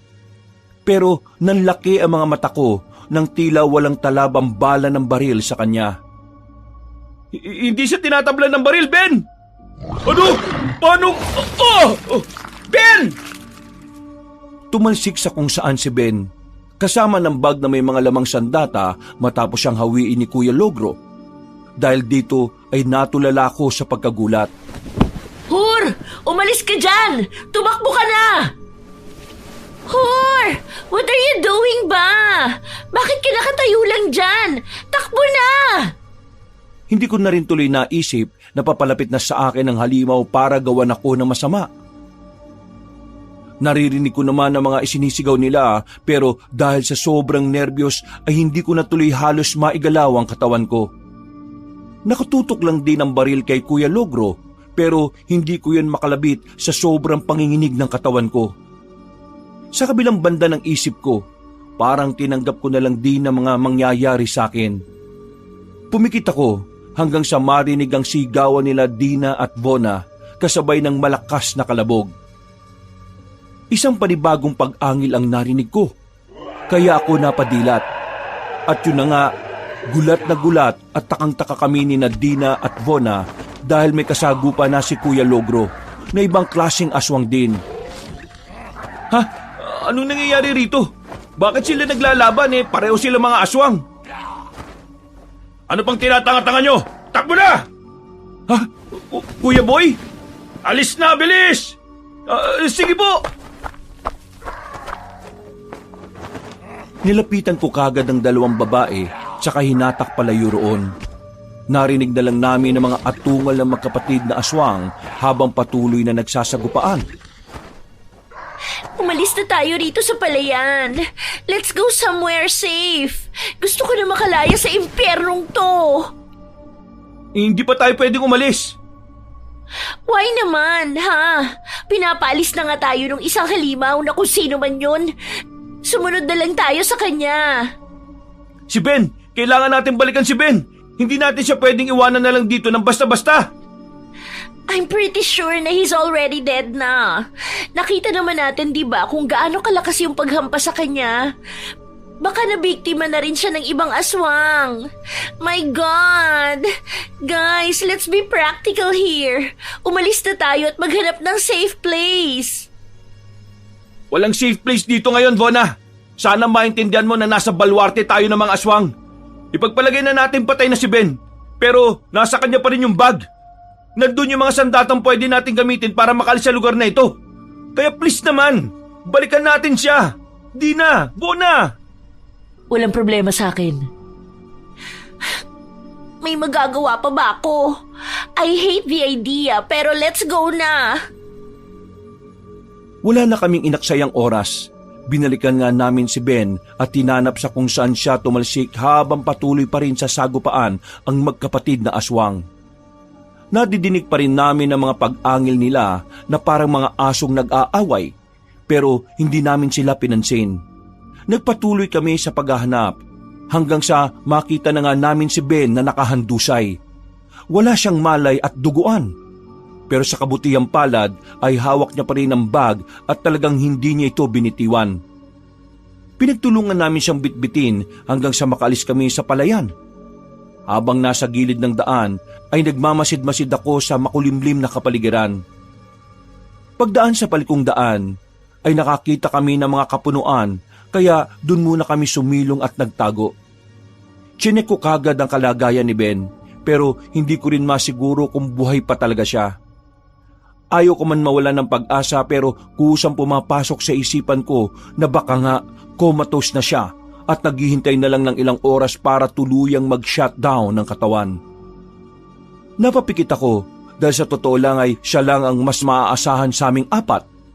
Siguradong kapag wala ang tulong niya, mamamatay din kaming lahat kahit pa nasa amin ang bag na may lamang mga sandata. Napabuntong hininga ako habang nakahawak ng maigpit sa kamay niya. Pare, please lang, gumising ka na. Hur, may paparating. Magsitago tayo, bilis! Diyos ko po, baka patayin na nila tayo. Utang na loob naman, Vona. Huwag ka namang gagawa ng ingay kung ayaw mong mapahamak tayo. Magtago ka na lang dyan at takpan mo ang bibig mo. Hindi nyo na kailangan magtago. Ako lang to. Kuya Boy? Paglapit sa amin ng Ginoong Bulag ang isang mata, ay saka lang namin nakita ang buong kabuuan niya. Wala na siya sa anyong pagiging aswang, pero makikita pa rin ang bagsik sa kanya. Duguan at sugatan siya na halatang dumaan sa matinding laban kanina. Bakit mo kami tinulungan? Hindi tamang pag-usapan yan sa lugar na ito. Sumunod kayo sa akin. Doon ko'y papaliwanag ang lahat. Pero bago yon, magsilapit muna kayo. Huwag kayong mag-alala.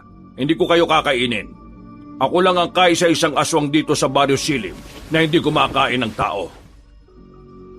Paglapit namin, ay sa kanya kami binahira ng dugo ng aswang sa mga damit. Pagkatapos ay binitbit na rin niya si Ben saka nagpatuloy sa paglalakad hanggang sa dulo ng kapunuan. Napadpad kami sa isang lumang bahay na bato. Malapit na yun sa burol at sa sobrang luma, para bang gigiba na ang pader sa kaunting mabigat na sandal. Kinakain na rin ng lumot ang buong lugar at kakaiba na talaga ang amoy. Pero may parte pa rin naman na maayos-ayos pa at sa tingin ko ito ang sikretong tinutuluyan ni Kuya Boy. Nilapag niya muna si Ben, saka nag-ayos ng kung ano-anong mga dahong panlunas. Nang okay na ang mga gagamitin niya, Saka siya humarap sa amin na nakatingin lang at naghihintay sa kanyang gagawin. Huwag kayo mag-alala. Buhay pa si Ben. Nawalan lang talaga siya ng malay tao. Kinapa ko ang katawan niya kanina. Wala namang naapektuhan ng malalang parte sa ulo. May kaunting bali lang siya sa balakang at mararamdaman niya ito kapag nagising na siya maya-maya. Salamat po, Kuya Boy. Pero, bakit mo po kami tinutulungan? Kung isa rin kayo sa mga aswang katulad ng kapatid mong si Kuya Logro. Aswang ako, pero hindi ako katulad nila. Ni isang beses, hindi sumagi sa isip ko na pumatay ng tao para lang mapunan ng nasa ng makamundo at makasalan ng katawang to. Matagal ko nang hiniling na masikatan ng araw, pero hindi to tinutulot sa amin. Ano po ang ibig sabihin ng mga sinabi mong yun? Siguro naman ay napansin nyo nang hindi umaaraw sa buong baryo. Kahit saan ka magpunta, palaging makulimlim at tila tinatago na makapal na ulap ang araw sa amin. So what does it mean nga po? 15 taon ang nakalilipas. Edad 30 pa lang ako noon. Nang mangyari ang lahat. Hindi pa kami nag-aaway madalas ng kapatid ko. Sanggang dikit kami kung tutuusin. Pero nangyari rito sa baryo ang isang hindi inaasahan. Ano pong hindi inaasahan yon? Kilala nyo naman si Mang Romeo, hindi ba? Siya ang halos namumuno sa lugar na ito. Kahit hanggang ngayon pa rin naman. Kilala siya ng mga taga rito bilang isang magaling na albularyo. Pinagagaling niya ang may mga sakit. Nagpapalayas sa mga diablo at kung ano pang masasamang elemento. Pero nagkaroon siya ng isang matinding kasalanan. At ang nagdusa nito ay ang buong baryo. Bakit? Ano pong nangyari? Ninakaw niya sa diwatang naninirahan sa Borolang isang mutya. At dahil sa galit ng diwatang yon, nagbigay siya ng sumpa sa aming lahat na hindi nasisikatan pa ng araw ang lugar na ito, na palaging tatakpan ng ulap ang baryo para manatiling makulimlim. Pero hindi lang doon natatapos ang sumpa. Habang tumatagal ang mga tao na hindi naaarawan, nagsisimula silang magbago ng anyo hanggang sa maging aswang. Kaya po pala lahat kayo rito ngayon sa Barrio Silim aswang na? Pero hindi rin naman lahat ay sumusunod sa gusto ni Mang Romeo. May kanya-kanya pa rin buhay ang mga mamamayan dito. Pero marami siyang naiimpluwensyahan. Katulad ng kapatid ko. Kaya ginusto ko na rin kalabanin siya kanina at patayin para matapos na rin ang paghihirap niya. Pinatay niyo po si Kuya Logro? Yun na lang ang naisip kong paraan para mailigtas siya. At kayo na rin. Kailangan nyo nang umalis sa lugar na ito bago pa mahuli ang lahat. Ano pong ibig niyong sabihin? Yung sinasabi ko kanina sa inyo na walang naaksidenteng naliligaw dito sa baryo. Dahil habang nagbabiyahe pa lang kayo sa malayo, ay ginagamitan na kayo ng orasyon ni Mang Romeo para mapadpad sa lugar na ito. Dahil sa kapal ng ulap na lumulukob dito sa lugar na ito, wala na halos nakakakita pa o para bang nabura na sa mapa. Sa palagay ko nga limot na rin ang mga tao ang tungkol sa lugar namin. At dahil sa sumpang kakibat ng Baryo Lilim, sino mang magtatagal dito ng higit 24 oras ay maaaring matulad sa amin. Kung hindi kayo makakain ng aswang, magiging aswang din kayo kalaunan. At kapag nangyari yon, hindi na kayo makakalabas sa lugar na ito. Dahil sa oras na maaarawan kayo, siguradong katapusan nyo na. Oh my God! Ayoko maging aswang! Umalis na tayo rito, Hor! Di na! Tama ang sinabi ng kaibigan nyo. Umalis na kayo sa lugar na ito. Tutulungan ko kayo. Pero bago yon, kailangan ko munang gamutin itong kaibigan ninyo. Matagal pa po ba yan? I think we need to hurry na. Aabot din ng kalahating oras. At sa loob din ng oras na yon, posibleng mahanap na tayo ng grupo ni Mang Romeo. Pwede naman ang sinasabi mo, pero may posibilidad na mamatay ang kasama nyo kapag hindi siya naagapan. Kayang-kaya ko siyang pagalingin at gisingin, dahil ako ang tagapagmana ni Mang Romeo pagdating sa panggagamot. Shucks! Bakit hindi na lang natin ipagamot si Ben sa ospital na mapupuntahan natin? Kesa mag-aksaya pa tayo ng ilang oras dito. Baka gumapang na rin sa atin yung sumpa. Guys, are you listening? Gawin nyo na po. Maghihintay kami hanggang sa magising si Ben. Hindi ako papayag na makakaligtas nga kami. Pero may isa namang magsasakripisyo sa amin. Kung ganon, sisimulan ko na ang panggagamot sa kanya. At habang ginagawa ko yon, maging mapagmatsyag kayo. Kung nakita niyo ang lakas ni Logro kanina, walang-wala yung kumpara sa lakas na meron si Mang Romeo. Mukha lang siya matanda, pero dahil sa palagian niyang pagtikim ng sariwang karne at dugo ng tao, mas lalo siyang lumalakas. Gawin niyo ang lahat ng makakaya niyo na mapigilan ng mga kaaway kapag dumating sila. Sinisiguro ko sa inyo na mabubuhay itong si Ben. Sige po, Kuya Boy. Pagkatapos namin makapag-usap, Kabanong, ay naganda na si Kuya Boy ng tubig sa lumang planggana. Habang nagsisimula siya sa pagsindi ng mga kandila, ay kinausap ko muna sina Dina at Vona. Binigyan ko silang pareho ng sandata. Ang kay Dina ay baril at soldier's knife. Habang kay Vona naman ay teasing gun. Itinuro ko lang ang basic, dahil ako rin naman ay walang masyadong alam. Sinabi ko na lang sa kanila na kapag nanatili silang takot, ay siguradong hindi sila makakaalis sa lugar na yon. Di ko tuloy alam kung na-encourage ko ba sila o mas lalong natakot. Maya-maya pa, nang magsimula na si Kuya Boy sa pagriritual, ay pinagmasdan na namin siya. Ganun pa man, ay mas naging mapagmatsyag kami sa paligid. Dahil nararamdaman ko na naman ang kakaibang ihip ng hangin. Ganitong-ganito pa naman yon nang madiskubre ko ang sikreto ni Mang Romeo. Isa-isang nilagay ni Kuya Boy ang mga halamang gamot sa lumang planggana. Pagkatapos ay hinalo-halo niya ito. Saka pinataka ng kandila ng 3 beses. Nagsimula na siyang magbigkas ng mga wikang siya lang ang nakakaintindi. Pero kahit wala kami mag-gets sa mga sinasabi niya, ay matindi ang epekto nito sa amin. Pagtingin ko kay Dina at Vona ay pareho silang napayakap sa mga sarili. Gawa ng matinding kilabot na hatid ng orasyon ni Kuya Boy. O kapangyarihan na nagbibigay buhay sa mga dahon at tubig. Minsan pa, humingi ako ng kaunting patak ng inyong lakas sa tiwaga. Ang inyong abang lingkod ay muling nagsusumamo sa tagal ng panahon na nakalipas. Nawa ay dinggin niyo ang aking dasal na kagalingan. Bigyang kapangyarihan ng mga halamang gamot at tubig. Maging daluyan to ng matinding pagpapala. Biglang humangin ng malakas kaya napatingin ako sa labas. Akala ko kasi ay may kung ano nang dumating. Pero dala lang pala to na matinding panawagan ni Kuya Boy. Mas lalong naging malamig ang kapaligiran namin. Pero nanatili kaming nagmamatsyag sa paligid. Hanggang sa matapos na ng albularyo ang kanyang ginagawa. Sumalok siya ng tubig sa kanyang palad at saka ito ipinainom sa walang malay na si Ben. 3 beses niya itong ginawa saka muling nagbigkas sa mga wikang siya lang ang nakakaintindi. Pero biglang tumigil si Kuya Boy saka salitang tumitig sa amin ng masama. Bakit, Kuya Boy? Okay lang po bang kaibigan namin? Ha? Sumagot naman po kayo. Para hindi kami nag-aalala ng ganito. Paparating na ang grupo ni Mang Romeo. Magmadali na kayo at maganda. Oh no! Diyos ko, help me, Lord. Ayoko pumamatay sa ganitong lugar.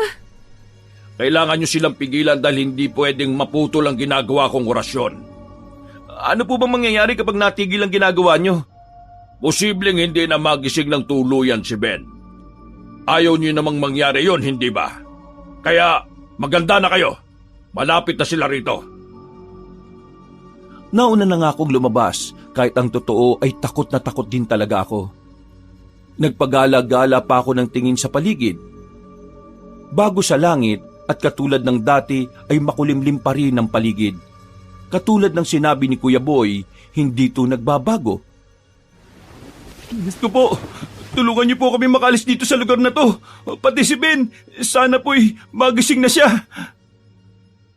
Habang taimtim na nagdarasal, ay biglang umalingaw-ngaw ang nakakakilabot na huni ng kung anong halimaw. Kitang-kita ko sa mga kapunuan na naroon kung paano maglipara ng mga nabulahaw na ibon. Maya-maya pa ay nakarinig na ako ng mga pagaralgal na ungol ng halimaw. At hindi nga ako nagkamali sa aking hinala dahil lumabas ang dalawang aswang mula sa hindi kalayuan. Ang mga mata nila ay nanlilisik na handang manakmal ng mabibiktima. Nang makita nila ako ay bigla silang napangiti. Ngiting parang wala ng bukas at abot sa magkabilang tenga. Kinasa ko kagad ang baril sa kanaganda habang malayo-layo pa sila.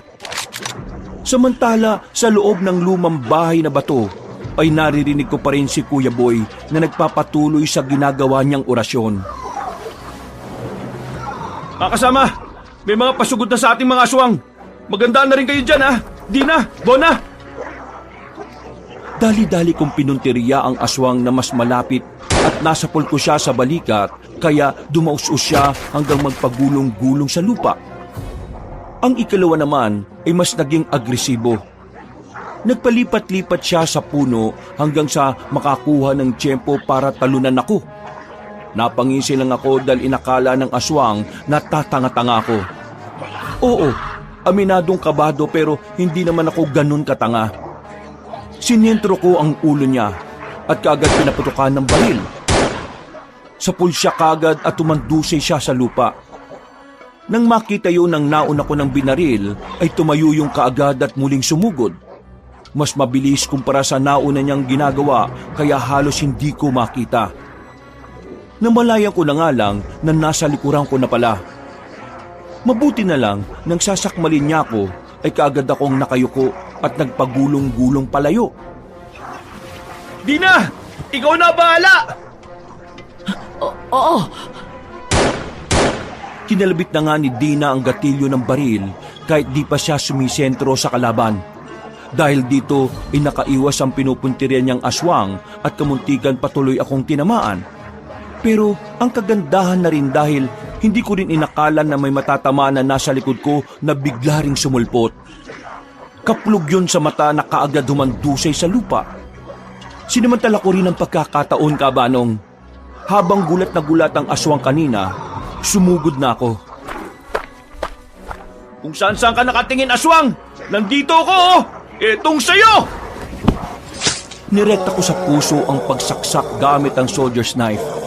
Umangil-angil pa ang aswang hanggang sa maubusan na rin siya ng hininga pagkalaon. Dilat ang mga mata niya at lawit ang dila bago mandusay sa lupa. Nakahinga kami ng maluwag, pero napawi rin kagad yon nang marinig na namin ang ingay mula sa likuran. Paglingon namin ni Nadina at Bona ay nanlaki ang mga mata namin nang makita si Mang Romeo, kasamang iba pang mga aswang. Sinasabi ko na nga ba't dito ko kayo makikita? Hangal ka talaga, boy ka! Traitor ka! Pinatay mo pa ang sarili mo, kapatid, para iligtas sa mga dayong yan! Dapat talaga noon pa ipinatay na kita! Hindi ka nabibilang sa baryo na hindi sinisikatan ng araw! Dapat sa'yo ay ibilad sa araw para mamatay ka na! Pawalang galang na, Mang Romeo. Busy kayo si Kuya Boy, eh. Kaya wag mo siyang iistorbohin. Ako ang harapin mo. Ha! Nagpapatawa ka ba? Ano naman ang magiging laban mo sa akin? Sa bagay, mas ayos na rin ang lumalaban ng mga biktima namin kaysa sa katulad ng mga noon na panay lang ang pagmamakaawa. Oo, wala kaming laban sa inyo, lalo na sa'yo. Pero dito, meron. Kainin nyo tong lahat, mga walang yak aswang kayo! Dinukot ko ang 2 granada sa bulsa ko at saka pinihit ang mga trigger nito. Pagkatapos ay hinagis ko yun sa kanila. Napatingin pa silang lahat dito habang gumugulong sa lupa.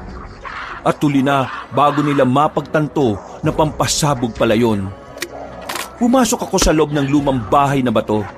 At nang sumabog ang mga granada, nagtalsika ng lasug-lasug na katawan ng mga aswang. Walang ibang natira maliban kay Mang Romeo na sugat-sugat ang katawan. Sa lakas nga ng pagsabog ay nasira rin ang pader ng lumang bahay na bato. Lumantad na tuloy kaming lahat. Nakitang-kita na ni Mang Romeo. At nang makita namin si Ben na nakadilat na ay natuwa kami ng gusto. Inuubos niyo talaga ang pasensya ko. Mamamatay kayong lahat dito! Hur, buhati mo na tong kasama mo at umalis na kayo rito. Ako nang bahala dyan kay Tanda. Sisiguraduhin ko magkakaroon kayo ng oras para makatakas. Bilisan nyo na! Sa palagay mo ba, boy? Matatakasin ko ng ganun-ganun lang ang mga putahing yan? Papatayin na muna kita katulad ng gusto mo rin namang mangyari. Pagkatapos ay saka ko sila isusunod! Huwag nyo na siyang pakinggan.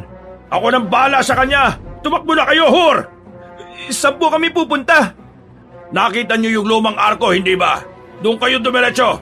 Kapag nakalagpas kayo doon, siguradong may araw na. Hindi na makakalabas sa mga aswang na hahabol sa inyo. Sige na, takbo na! Sige, tumakbo kayo! Dahil sigurado kung meron sa inyo na babalik sa lugar na ito dahil dito kayo nararapat! Dahil na rin sa nangyayari, para tuloy akong nagkaroon ng lakas. Kahit mabigat pa si Ben, ay nabuhat ko pa rin siya. Gising naman siya pero hindi pa nga lang siya makagalaw ng maayos dahil sa bali niya sa balakang. Pasensya na, pre.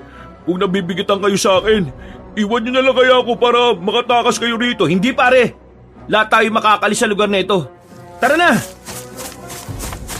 Habang naririnig namin ang mga pag-angil ni Mang Romeo at Kuya Boy, may ilang aswang pa rin ang mga sumusunod sa amin.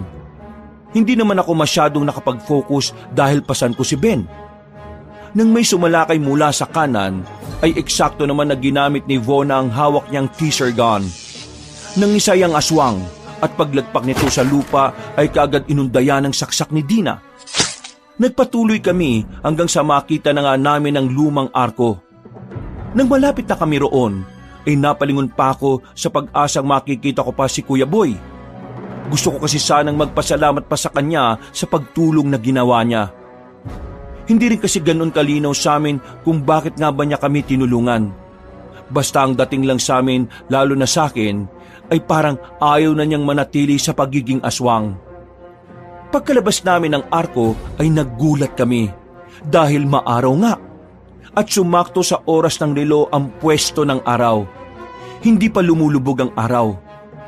Nakahinga kami ng maluwag, lalo na sina Dina at Vona na nagkayakapan pa habang umiiyak. Naiyak na rin ako, Kabanong, na hindi pa rin makapaniwala na nakalaya kami sa sinumpang lugar. Nakaligtas na tayo, guys. Tara na, umalis na tayo dito bago pa may... Anong nangyari sa iyo, Ben? Hindi ko rin alam. Para akong napapaso. Sobrang init ang pangaramdam ko. Hindi ka pwedeng maarawan? Diyos ko po. Bakit? Aray, ang init. Napapaso ko. Hinubad ko kaagad ang damit ko at tinaklob sa kanya. Pagkatapos ay saka ko siya hinatak sa may lilim banda. Dito nawala ang init na nararamdaman niya at ang usok sa kanyang katawan. Nagkatinginan din kami ni Dina at Vona matapos mapagtanto ang sinabi ni Kuya Boy patungkol sa sumpa. Mabuti na lang din talaga ay papalubog na rin kahit papaano ang araw, kaya nakaalis pa rin kami sa lugar na yon. Dinala kaagad namin si Ben sa pinakamalapit na ospital. Nagpatingin na rin kami dahil sa nangyari at saka namin kinontak ang mga mahal ng bawat isa sa buhay. Nagdaan pa ang mga araw, linggo at buwan. Hindi nga muna lumalabas si Ben dahil sa nangyari. Nagkaroon din ng matinding pagbabago sa pagkatao niya dahil palagi siyang nagkikrave sa sariwang karne at dugo ng tao. Palagi ko lang din siyang kinakausap at pinaaalalahanan dahil naniniwala ko na katulad ni Kuya Boy na hindi tumikim ni isang beses ng tao. Magagawa rin ito ng kaibigan ko. Naghanap kami ng mga eksperto para matulungan siya pero wala ring nakatulong. Iba raw kasi talaga kapag diwata ang nagbitaw ng sumpa. Hindi to basta-basta nababali ni numan. Dahil sa nangyari ay parang na-frustrate ang kaibigan ko. Hanggang sa mabalita na lang naming isang araw na nawala na lang siya na parang bula. Hanggang ngayon, Kabanong, hindi pa rin nakikita si Ben. Pero naniniwala kami ni Dina at Vona na bumalik siya sa Baryo Silim. Subalit, hindi na rin naman namin makita pa ang nasabing lugar kahit anong gawin namin. Kaya ngayon ay umaasa kami na sana'y nasa mabuting kalagayan ang kaibigan naming si Ben. Mga kabangers, mga kayanggaw, kabanong po uli. Maraming salamat po sa pagsubaybay sa ating magandang kwento ngayong araw. Kung nagustuhan niyo po yung kwento natin, huwag niyo pong kalimutang mag-comment at mag-like at mag-subscribe na rin. Pero kung medyo nabitin po kayo sa kwento natin, maaari po kayong bumisita dun sa isa pang channel natin. Wala nang iba. Ang pangalan po ng channel natin na yon ay Pamela Clamil. So, bisitahin niyo po kaagad yon at huwag niyo rin pong kalimutang mag-subscribe pagka nagustuhan niyo po yung mga kwento natin doon. And also, don't forget to comment and like. So, hanggang sa muling mga kwento, wakas,